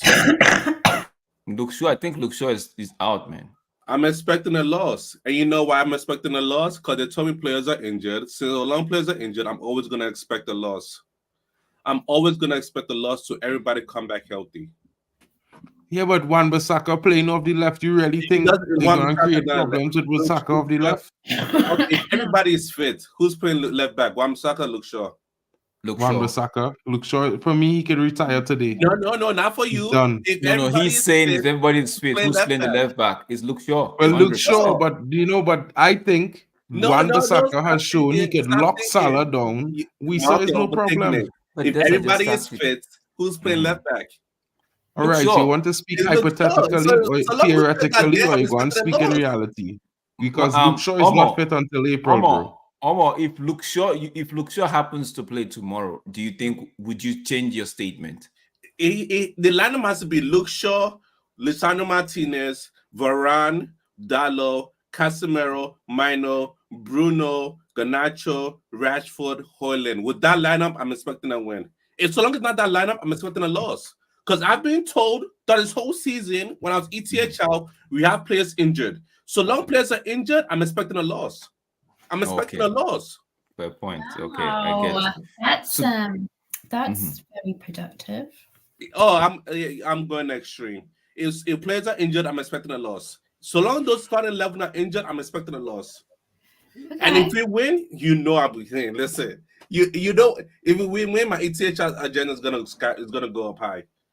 Oh, sweet. If we win, your If ETH we win. agenda is gonna go up high because you'll be like, Because how okay, you so able to win with players win injured? without. Yeah, I get you. I Alright. get you. Honey, can I just ask, just like, do you not feel any momentum from the Liverpool game? Like a little bit like from last season, where we weren't doing brilliant, then we beat Liverpool, then everybody started bringing back some belief and started doing well. I Or would you just- say are you just yes, but go that on international break. Go on. Do you feel like you just need to shit on it? Do you? Yes, because first of that's- all, I love this man. I love this man. was it's easy as in we beat Liverpool in chaos. We thrive in chaos. We beat them 4-3. Yes, that was a good win. That's an enjoyable win. I enjoyed that win. Then I mean, we had I don't know you from like anything, but people like you make Man United fans feel like Arsenal fans, which is hysterical and over the top. No, but he's saying Vicky that he enjoyed the win, right? Well, He we all enjoyed enjoy win, but we don't all go like hysterical when it's like for a loss. No, He's expecting a loss. Omar has been Eric Ten Hag out since I think everything September. 3-0 win. I think so, something like that. So he's been If that's the case, and I haven't really got much time for that. Okay, so we know him, right? Like you said, you're just meeting him for the first time. So we know. So that's why when he says if we win tomorrow, he's gonna be like, how did you manage to get a win when we've been told all season that you don't have the players to play, right? So Who said that all season, though? let I me just get wanted to ask Ariton. Ulmo. Who said You that know all what? season? Because Eric Ten Hag didn't. I'm just going to go because I don't like the rabbit hole. I don't like it. I don't appreciate it. I don't even look. If you look even like Manchester United financially, it doesn't even work out with the Eric Ten Hag out. So I'll love you guys and I'll leave you guys. Have a good night. Bye. Have a good night, Good night. Vicky. Catch you tomorrow. Yeah, you know, I just wanted to ask that question now because last I checked, the only time my manager, because this is the Ten Hag Defense League, right? And Joe, I'm waiting for Joe to come and join the panel because I might need some backup here. But the only time my manager talk about his players not being fit and needing his players back was in December the 27th, somewhere there. That was right 2 days before the transfer window opened, something like that, right? In a press conference. So when a man say all season, I wonder if he's talking about Klopp, Pep, Arteta, and Ange Postecoglou, because these were the guys who, when they had players injured, was talking about, well, I can't play the way I want to play because my players aren't available, so I have to do what I can do. Mark, But I'll stop you I right like there. to keep my I'll stop you right there. I like to Ange keep my actually, system and the way it try is. my best. Huh? Ange has actually been Ange lost 4 games in a row with Yeah, missing but just 3 players, bro. he always kept to his style of play. He didn't alter and he it. lost 3 games in a row, But 4 games in a row, that's what and the he likes draw of one that's what the likes in of a row. That's what the likes of Omo wants to see. A style of play, Bro, even I don't when want to see that shit, bro, because that's not a style of play. That makes no sense. Big up Araten. Araten, what you make of this comment? Yao Mamin is saying I don't see player power at United anymore. It's something Goldbridge has coined, but when he does not say who is doing the player power, it's not a thing. Okay. Well, I mean, first for me, if you know watching United football over the last 6 months, you probably will see before I jump on that comment, let me get Araten's comment. Araten, what do you think? About Yale's comment?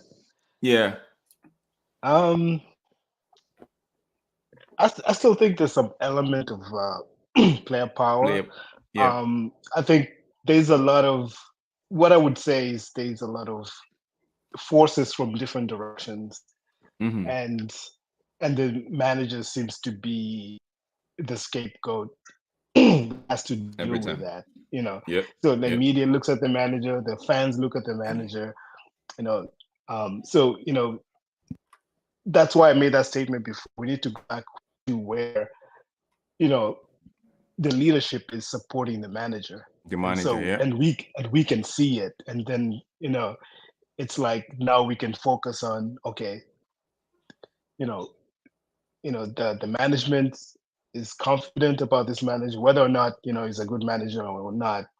Then the fans can have something to rally. And I think that's that's what I see. There's all these forces, the media, whatever, and not doing well on the field is making things worse. So I think that's my point on that issue. Right? Yeah, but not doing well on the field is making things worse, right? But the question is, did we expect to win all games this season with what we know, right? No. Okay. For me to let me get Omar, what do you think? Do you think player power is still at United, or you think it's done? No, it's just favoritism from the manager. You think it's favoritism? Yes. I'll give an example. Earlier in the season, go ahead. Sancho wasn't. He said Sancho training levels was bad. Okay, cool. I understand. Training levels bad, so Sancho's still on the bench. Rashford has been playing poorly, like couple of run of games, and you still play him. So you're gonna play him into form. Anthony, you're not playing him into form. You didn't play Sancho. You're not playing other players into form. How come Rashford has to be played into form? And again, real quick, 4-3 Liverpool win. The manager said in his interview he couldn't play Ahmad earlier because of player power. No, not because of player power. I'm wrong. He said he couldn't play Ahmad because of levels in training. To me, it seemed like he's using training to judge players, and that just means just a favoritism because I don't know what they do in training. Like when it's time to play on the pitch, it's horrible. Yeah, I know. I hear you. I hear you. When you say like you expect to win our game, no, it's not. I don't expect to win our game. It's not that I expect to win. It's how you win. It's how you win. It's how you lose. That's the thing. If you lose in a horrible way, like what are you doing? But if you lose gracefully, I'm like, okay, I understand. You try to do something, you didn't go your way, you were unlucky. But it's not even unlucky. Just like you lose because you lose. Yeah, I get you. Yao Mamin is saying, give me a name and I agree with you. Honestly, for me, all right, I still feel like whether we like it or not, Rashford still has some level of power over the manager, right? People coined it to be favoritism. I feel like there's somewhere up there in the board or hierarchy that actually wants some certain players to like play even with the poor run of form, right? Just still play them because, quote and unquote, they are the star of the show. So for me, that shouldn't be, the manager should be able to say and see, for example, in my opinion, the manager should be able to just take it face value, not trying to find what's not there. Like if the manager says this guy is this, then the player should be like, okay, yeah, what I need to do is prove this guy wrong, right? So for me, the players actually feel like they know something that the manager doesn't. They have people up there that could actually call the manager and say, okay, no, this was wrong. You have to do this. We've seen it in the past, right? So I don't feel like it's been eradicated from the club all of a sudden. I still feel like there's some element of it in there, and yeah, might not be a lot, but yeah, it's there for me. I think it's still there. It's still there. But going to next season, we might just see how far it's gone in terms of trying to eradicate it. So that's just me though. So, Bro, I think man asking sometimes about but player compared power. to, but Jao, I mean, just to give you my own final thoughts, compared to the season before Ten Hag came in, right? Has it reduced? Yes, it has. Because the season before Ten Hag came in, we had the likes of Lingard and the Pogba's and the right. They were talking to boards and they were undermining managers. So I feel like, yeah, I it's mean, reduced. It's reduced to a good level, like bare minimum, but I don't think it's out of the window totally. I don't think so. That's just me. Like you said, I bro, to don't. always yeah, I have think player power as long as you have people like Miss Rush in charge and being the CEO at United, bro. As long as it have a player on a contract for more than 9 seasons who haven't won anything with the club. You know what I mean? This is where no player power exists, bro. Like, let me be real about life. You know what I mean? Like, as much as I'm mad about Sancho and what he do, and I disagree with him, and I feel like he was wrong, let me be real. It have somebody in the background that aiming at him subliminally and not have nothing to do with him, because at the end of the day, what kind of club, bro? What kind of respectable organization trashes the employees in the tabloids? You know what I mean? Unless it's somebody who bitter and have an agenda against that person. Like, come on now. Like, I think that was so degrading and embarrassing that those things was leaked, and people was joyful about that in the press and making jokes about it, like it was making them better people or something like that. This was like crazy. You know what I mean? All those things are a sign of player power, bro, because let me be real about life. Mason Mount wearing the number 7 for United. If that doesn't say it a player power here, is something's crazy, because in what planet should a player who's at best above average when the mercurial number for Manchester United? That's ridiculous. You know what I mean? Yes. I would. Yeah. R10, right? You've been hearing the discussion so far. Just give me your words. What do you think about fans handing players and manager, giving them, putting them on the plate for rival fans and the media to actually go in hard on them? What do you think? What do you make about that one? Like, do you think it's just because we are fans and emotional, or do you think, what do you make of it? yeah, I've heard two sides of it. Um, I think the one side, we're emotional fan base, and so sometimes, like, they're very loud because United fans are all over the place. So when something happens, it's very it's spotlighted. It's put out there, um, front and center. So it's kind of hard sometimes Yeah. um, to kind of compartmentalize these things. So Yeah, yeah, so yeah, it yeah. looks like it's coming from the fans. So Hmm. I think most of it is coming from rival fans. I think United fans just want us to win. We just want a team to do good. Sometimes in trying to figure out, like, what's the issue, people try to find scapegoats. Is it the manager? Is it the player? Is it the ownership? So I think at the end of the day, we just want to win games. We just want to win. I know we just want to win games. Mark, can you hear me? Please, I would need you to help me wrap up the show in whenever you want to, because I have to attend to an emergency right now.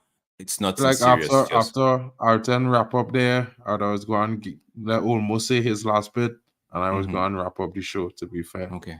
know? I have not United now, not United related, something different. Arsenal, Man City, or Man City, Arsenal.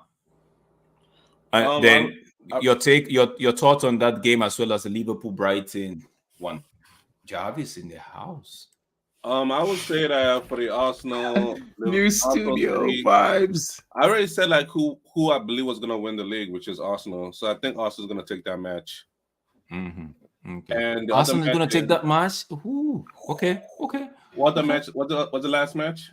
The Liverpool Brighton one, because I'm looking at the top three, and also I'm gonna ask you about relegation battle before I take a deep. Relegation. No, Liverpool Brighton. Liverpool Brighton. In a way, I see Liverpool going all out here, because this is their last dance in a way with the manager. The manager will give them the win, so this be their last one. They're gonna go for it here, because Brian is weak right now. They don't have Matoma and what's his name is. They have injuries, and Deserve is experimenting with formations right now. He's just experimenting left and right. And his 3-4-3 is definitely not working, but he's still trying it over and over to see if it works. Okay, let's look at the bottom half, the relegation zone, right? Because it's the Premier League, right? So Nottingham sits in 18, Burnley is 19, Sheffield United 20, Nottingham Forest, we know, had the 4-point deduction. Luton Town are just 1 point ahead of Nottingham Forest, and Nottingham play Crystal Palace. So of this, let's say Brentford, Everton, Luton, Forest, Burnley, Sheffield. Who do you think will make the drop? Final, like at the end of the season, who do you think will make the drop? I think Sheffield, Burnley should get relegated. They have been doing nothing at all. Okay. Yeah. Now the Luton, Forest, Everton, that one should be a battle, because Everton just got the point deduction, because they're good, but just the point deductions was messing them up. I don't want Forest getting relegated. I like Forest. I also like Luton, but Luton has scored more goals. I don't know. That'll be a battle between Luton and Forest. Somebody can fight the manager midway of the season right now, where we stand, just to go, like, bringing a manager to fight this relegation battle. Do a little Ivory Coast bet thing. Jarvis. Big up Jarvis. Jarvis in the house. Welcome in the house. New studio vibes, it seems. Look, different little setup for a little bit of the most part, but it looks the same. I tried to recreate it as good as I could in 1 hour. At 1 hour, I had to mount the shelf and put on some pictures, but it is what it is. It will be better. Just give me a little bit more time. All good, Jarvis. I've been moving into a new house. People are not, and I haven't been streaming a lot lately, but now next week I will have more time. Monday we'll do the usual Jarvis's Corner, and tomorrow I will be on the match reaction, and look at the studio now. Everything is falling down. Yo, guys, if you don't know where to catch Jarvis, I think you all know where to catch Jarvis. You can catch Jarvis on MUFC Realist TV. He is a co-host on the channel as well. So Jarvis, what are you saying? Tomorrow, tomorrow 8 p.m. UK time, United play Brentford. Take us. What do you think? Mark, you'd have to take this one away now. I am actually out of this. Guys, I have to run. My apologies. Big up to everybody that has stayed around. Yeah, big up everybody. Big up to Omo, R10, Mark, Jarvis. Big up to Superfly, everybody. Stephanie, y'all, Football Power. Guys, don't forget to share this video. Don't forget also to check out Mark and MUFC Fans channel. And you could catch me on D-Up Sports. I don't know if Football Power is doing the Tottenham watch along tomorrow, but I'll be doing that on D-Up Sports tomorrow. Guys, I'm signing out. Peace. Love you all. Big up to you, my bro. Have a good night. Jarvis, you're here. Sir. Man of the moment. everyone else has been speaking so much. Let's hear from you. Your Mm. thoughts. There's 3 games in question in particular. We leave the Manchester United game for last, but let's hear about the Liverpool-Brighton game. Your thoughts on that and the possible outcome.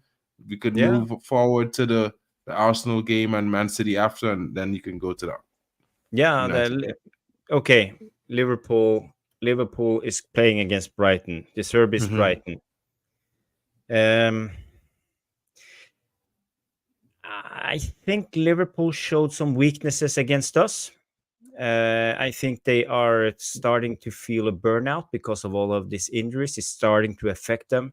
You can cope with injuries for 3-4 games, but when it starts to go months and months with a lot of fatigue on the players, I think you will see the result. And maybe now we see the result. The Serbs Brighton is a good team. They have had a lot of injuries. I'm not sure if they have players back. Do you have any key players back from to this game? I'm not too sure. I think besides Enciso, I think Brighton's injury list has remained the same. So it's basically just Enciso that's come back. Yeah, well, but they usually play the same style anyway. It only comes down to the quality of the players. But I think Brighton can do well against Liverpool. So can we hope for a 2-2?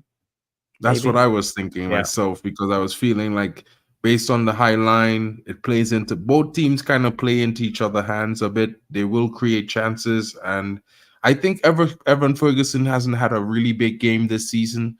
We've seen him perform really well last season. So I think, it might be one of those times that he might just turn up. Yeah, and he has a couple of games under his belt now lately playing for is it Ireland or Northern Ireland? Ireland, yeah. So it's good for him. When you're young, you just need games to get going. So maybe that's a good shout. But my prediction is 2-2. Cool. And what are your thoughts about the Arsenal Man City? Because that's the big one that everyone's waiting for. That's on Sunday. I think it's an away game that Arsenal are probably more favored to get a result than not. They have been in really good form in the last I think it's 6 games. They scored 32 goals or something like that. Yeah. They've been doing really well. Man City have not been at their best, but I still think it's another game that's probably going to end in a draw. I feel like both teams have a lot to play for. And with the finite amount of games coming down to 10, I feel like they both can't afford to just get a draw. They have to go for the game, and it might have it open, and it might end up being a draw, but a high scoring one. It's going to be a tough one for Arsenal. It's the big exam for Arteta. He's been Pep's assistant for so many years and coming up like a blueprint of Pep. And but now it's his big exam. He needs to win this game. If Arteta lose, I think the Arsenal fans will start slowly going Arteta out. They have given him plenty of time. I think, is it 5 years now, or is it 4? This will be the 5th season. The 5th season, yeah. And I think they expect Arsenal to be in the fight, and not only be in the challenge, but to actually win it. And in a way, I hope Arsenal win, because I don't like the City Scummers, to be honest. True. And choosing from the worst, Arsenal is the least of them. So I hope Arsenal win that game. And to be honest, I saw Haaland against playing for Norway. He was dreadful. He missed a penalty. He's not in form at all. I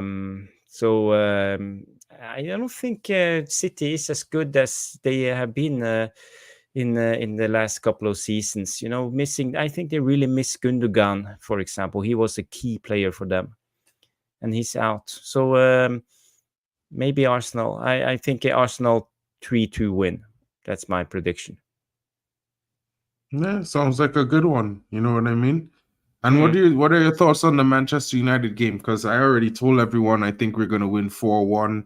I think Højlund is going to have a hat trick. I think it's going to be a big game for the young lad. I know Brentford is a tough game, but they haven't been performing well. They've had less points accrued in the last 5 games than Burnley and Sheffield, to be fair. They've won 2 games and Brentford hasn't won any. So it's one of those things for me where I do know that the striker, Ivan Toney, has a huge price tag. He's probably going to turn up for this game because he wants to bring suitors in. But at the same time, I look at our attack and I was like, these guys have been performing really well, especially Garnacho. He's been in great form. I feel like he's taken his game up a level. And I feel like our attack, is going to be more consistent, and I just feel like we have a little bit more firepower than Brentford does and a little bit more belief in the tank from the game that we won against Liverpool, to be fair. Yeah, well, people talk about Brentford's form, but you got to know in the last 5 games, they played against Arsenal, Chelsea, West Ham, and Manchester City. They lost against Burnley. Okay, that was a big loss, 2-1. But the other 4 games, no one expects them to win. And, they play good. They don't need possession to be. They are comfortable when they're not in possession. They play with a back 3 or a back 5 all the time, and they play on the counter. And they can easily sit back and just let the opposition keep the ball, and they are comfortable with that.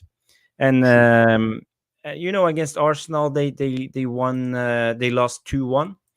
But and Arsenal had about 70% possession. But Brentford, the XP of that game was almost 1-1. So Brentford is a good team, and we shouldn't underestimate them at all. No, and it's not going to be an easy game. And I think you're mistaken when you're saying it's going to be a 4-1. For me, I think if you're lucky, we'll win 2-1, but it will be a tight game. We will have possession. We will bang our head against the wall for 90 minutes, try to score. And they will sit back, be comfortable. I think it could be a similar game to the Bournemouth game that we lost against Areola.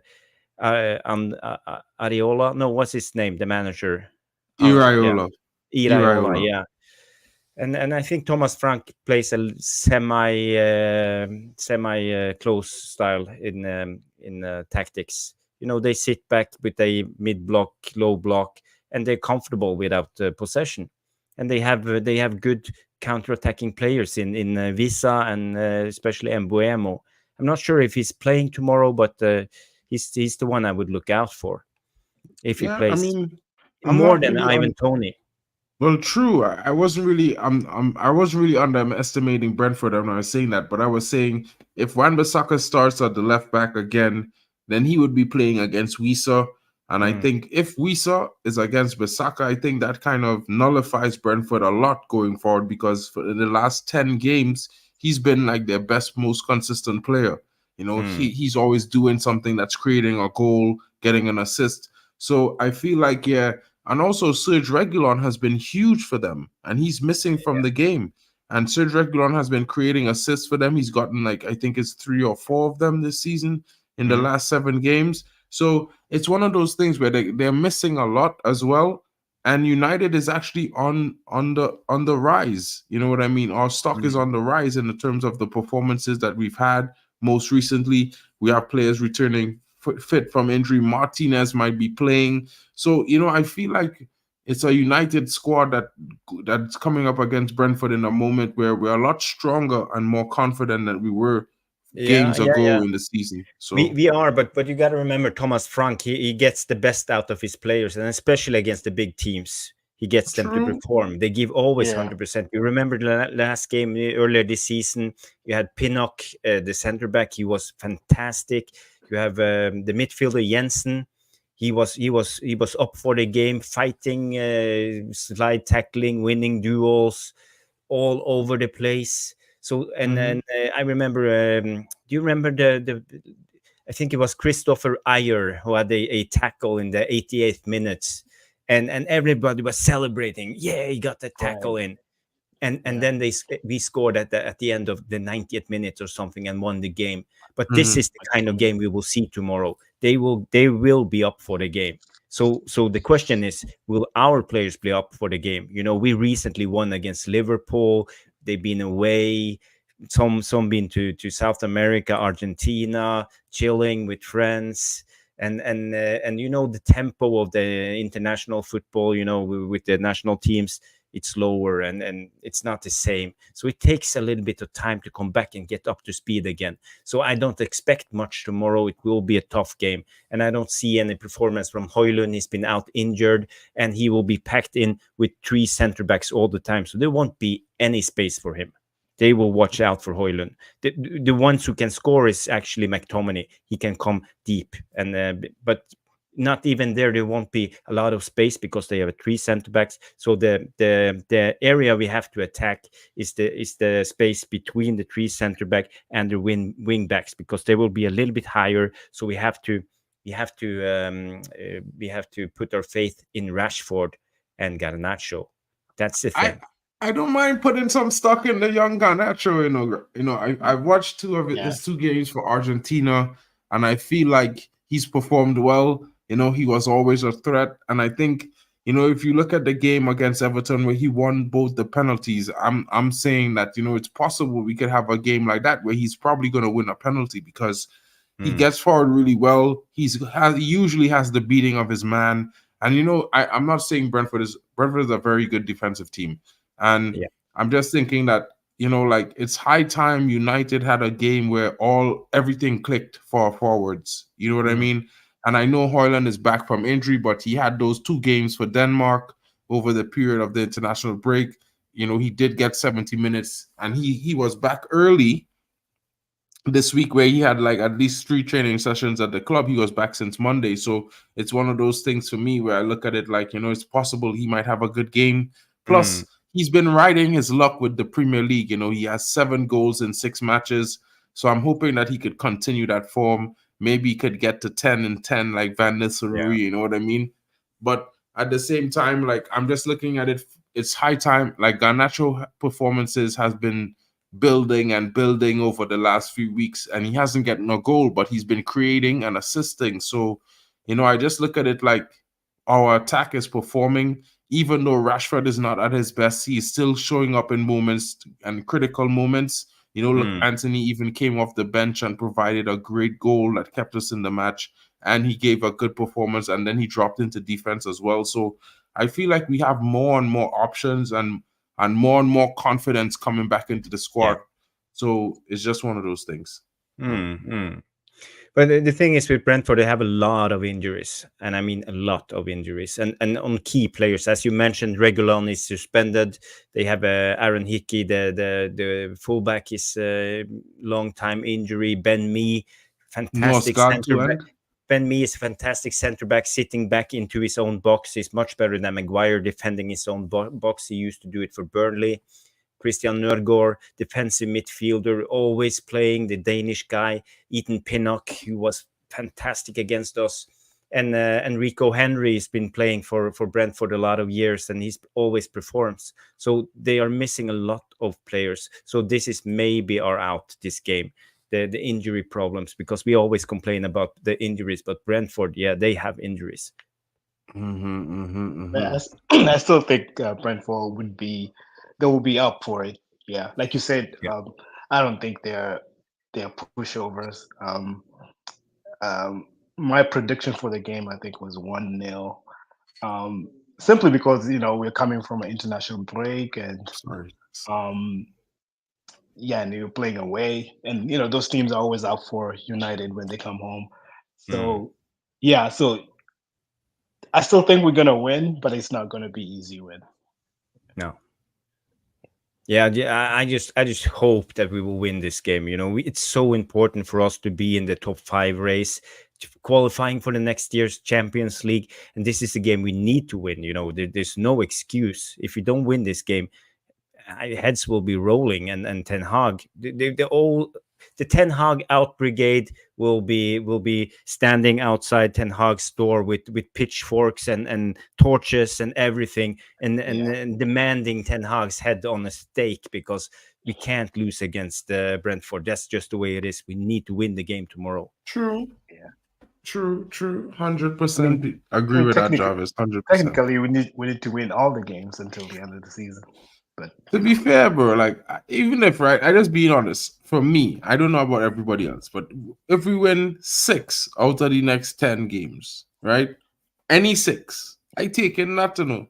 Especially if we play in the FA Cup finals, any 6, because I really have this firm belief that at the end of April, I think Aston Villa and Spurs will probably drop between 9 to 12 points. And that's based on the fact that they have to play Chelsea, Liverpool, City, and Arsenal in different orders, but all back-to-back game weeks. And the game weeks are short.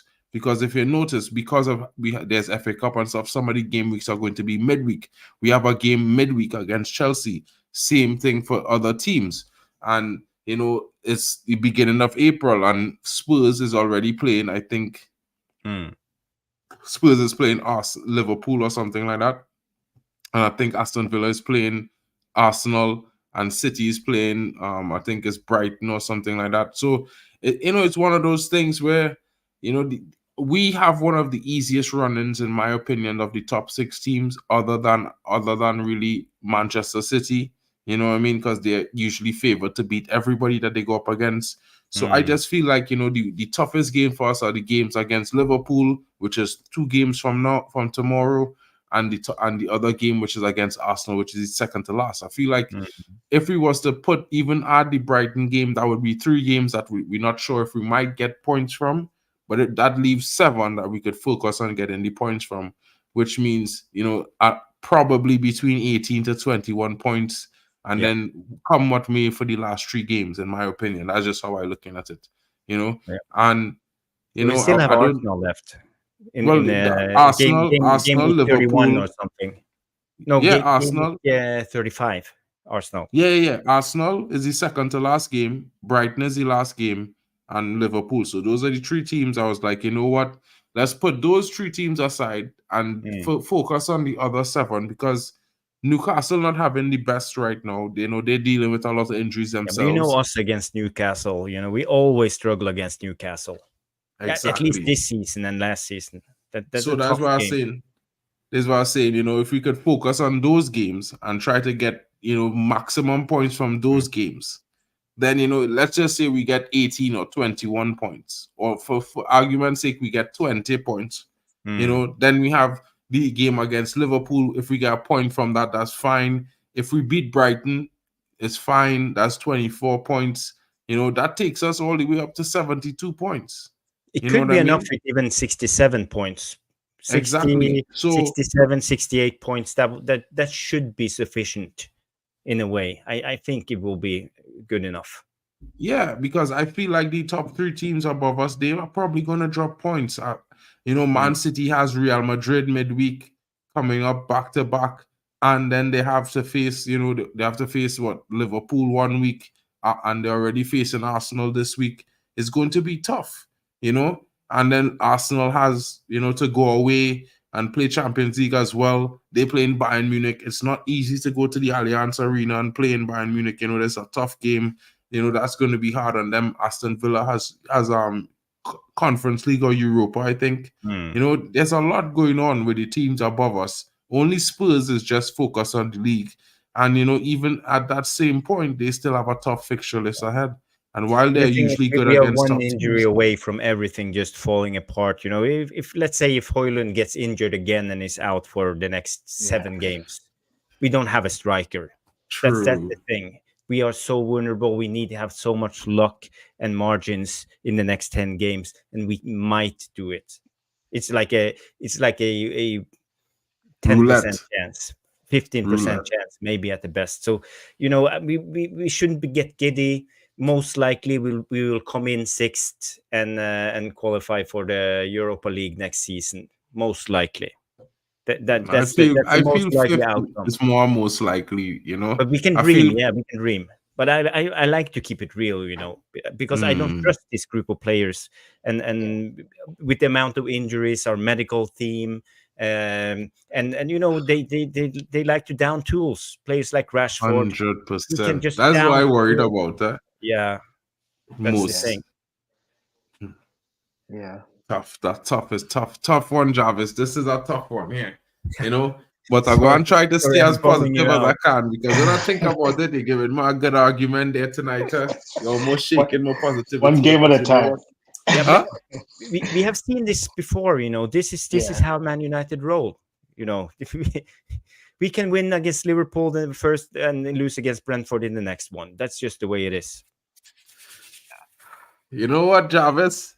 If it's one loss I can't take, is a loss tomorrow. I'm telling you. Any other game we could lose in the next run of games, you see that game tomorrow? We have to beat Ivan the Terrible and the Bees. I'm telling you. Have to. We have to. We must. So I will have to say it like down in the fighting relegation. Is that a must-win game for them? What's the table? They are 15th, I think, right now. So they are like, I think they are a point ahead of the team behind them, something like that. Let me just double check 1 sec. Double check the table. Yeah, Brentford, they are on 26 points, and relegation Nottingham Forest is 21. Yeah, so they're it's 15th. 5 points. Bro, they 1 point ahead of Everton. So if Everton win and they lose, if Luton draw or win, they're in trouble. So basically, they're fighting for their life. That's motivation in itself. Yeah. So fighting for their lives. We must see. But a win, we need a win. That's just the way it is.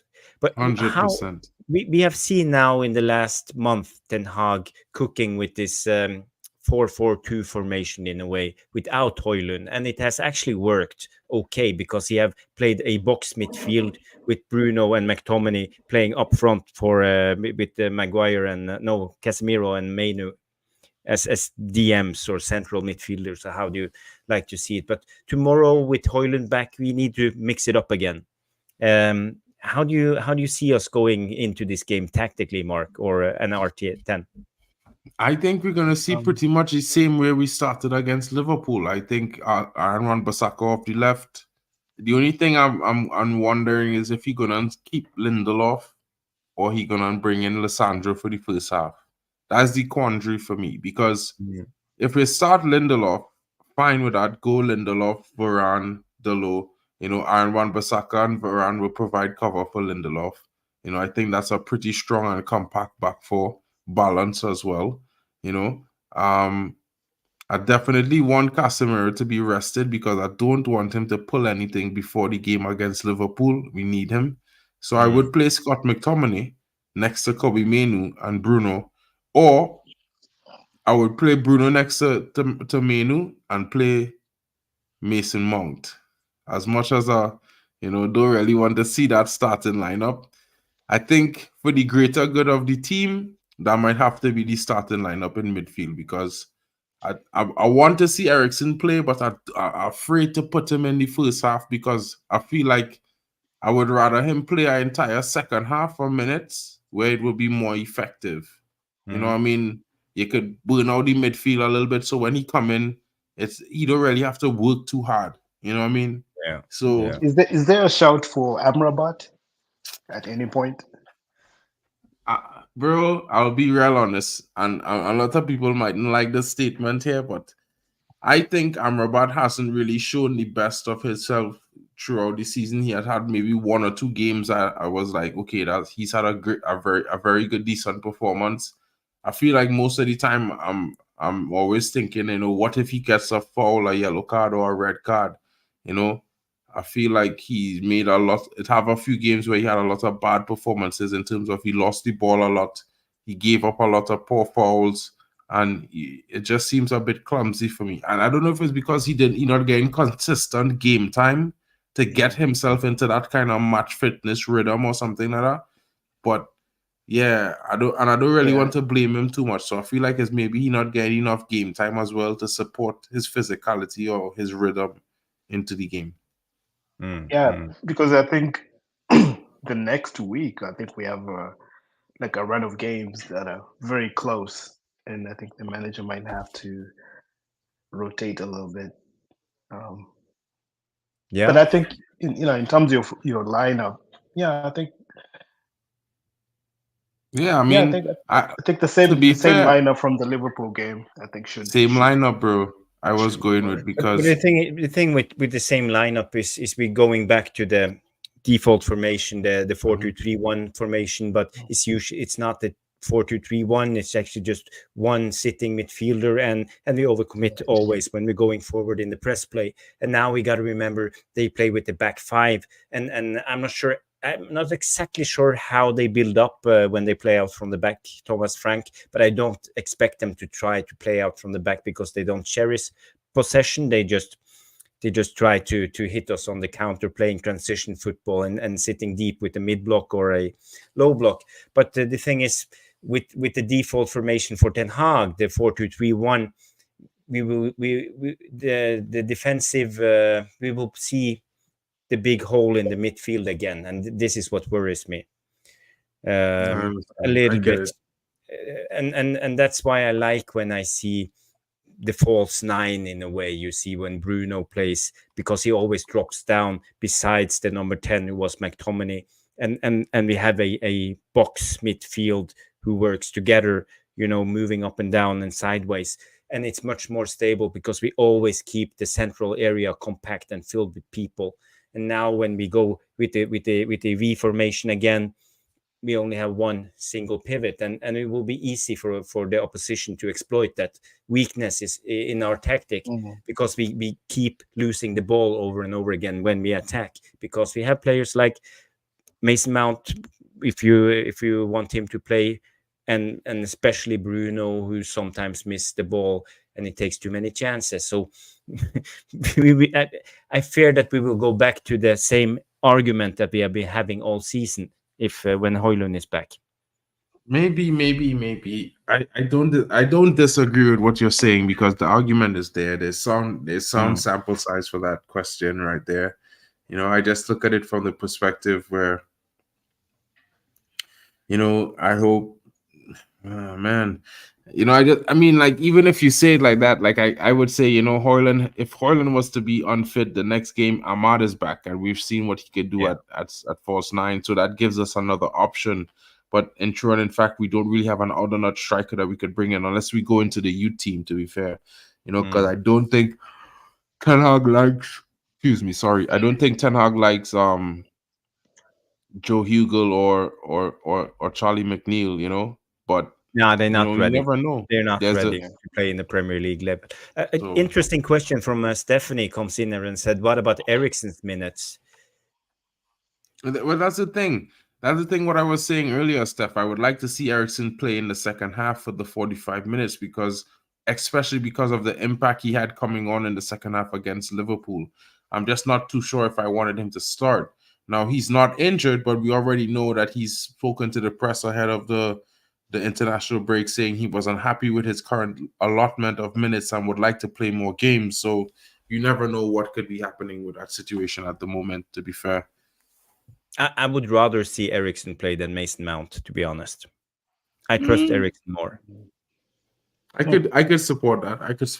And just because I think he's better on the ball, he's more precise, he has higher pass percentage, and he's not wasteful in possession, because then we won't play into Brentford's hands with losing the ball all the time, so they can transition and counterattack on us. I would like to see more ball carriers and better passers on the pitch against Brentford. 100%, 100%. And guys, really sorry, but I'm definitely gonna have to tune in because I can't really stay awake much longer. I hope you guys had a really good night, Jarvis. It was really great seeing you. I know you're busy and you're moving. It was one of those things everyone's been asking for you all week, but we know what's going on with you. So we all wish you a speedy move, and we hope you're enjoying the new house, and hope everything is well with you. R10, big up to you for coming in. Thank you so much for being here, my bro. It's always a welcome time to enjoy the stream with you guys on a Friday night. This is the Football Power Hour happy hour stream.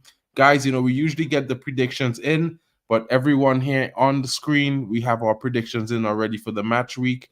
Guys and girls, if any one of you want to get your prediction in, please drop it in the community page posts either on Mark and MUFC Fan, that's my channel, or the Football Power community page, guys. We will definitely be adding them to the script in the morning. That's usually what I do while I'm watching the first Premier League game. So, guys, thank you so much for joining us. It's been a great Friday. Been a long stream enough. Drex was hosting. Big up to him and the D-Up Sports crew. Guys, if you have that time, don't forget to smash a like there. And be sure to come back, guys, in the after section and leave a comment, leave a criticism, or even leave your match predictions, guys. And we hope you all have a great Friday night and maybe a better Saturday as we move on to Manchester United, and it's match day tomorrow, Reds, or today, as I should say, because it's today in Germany already.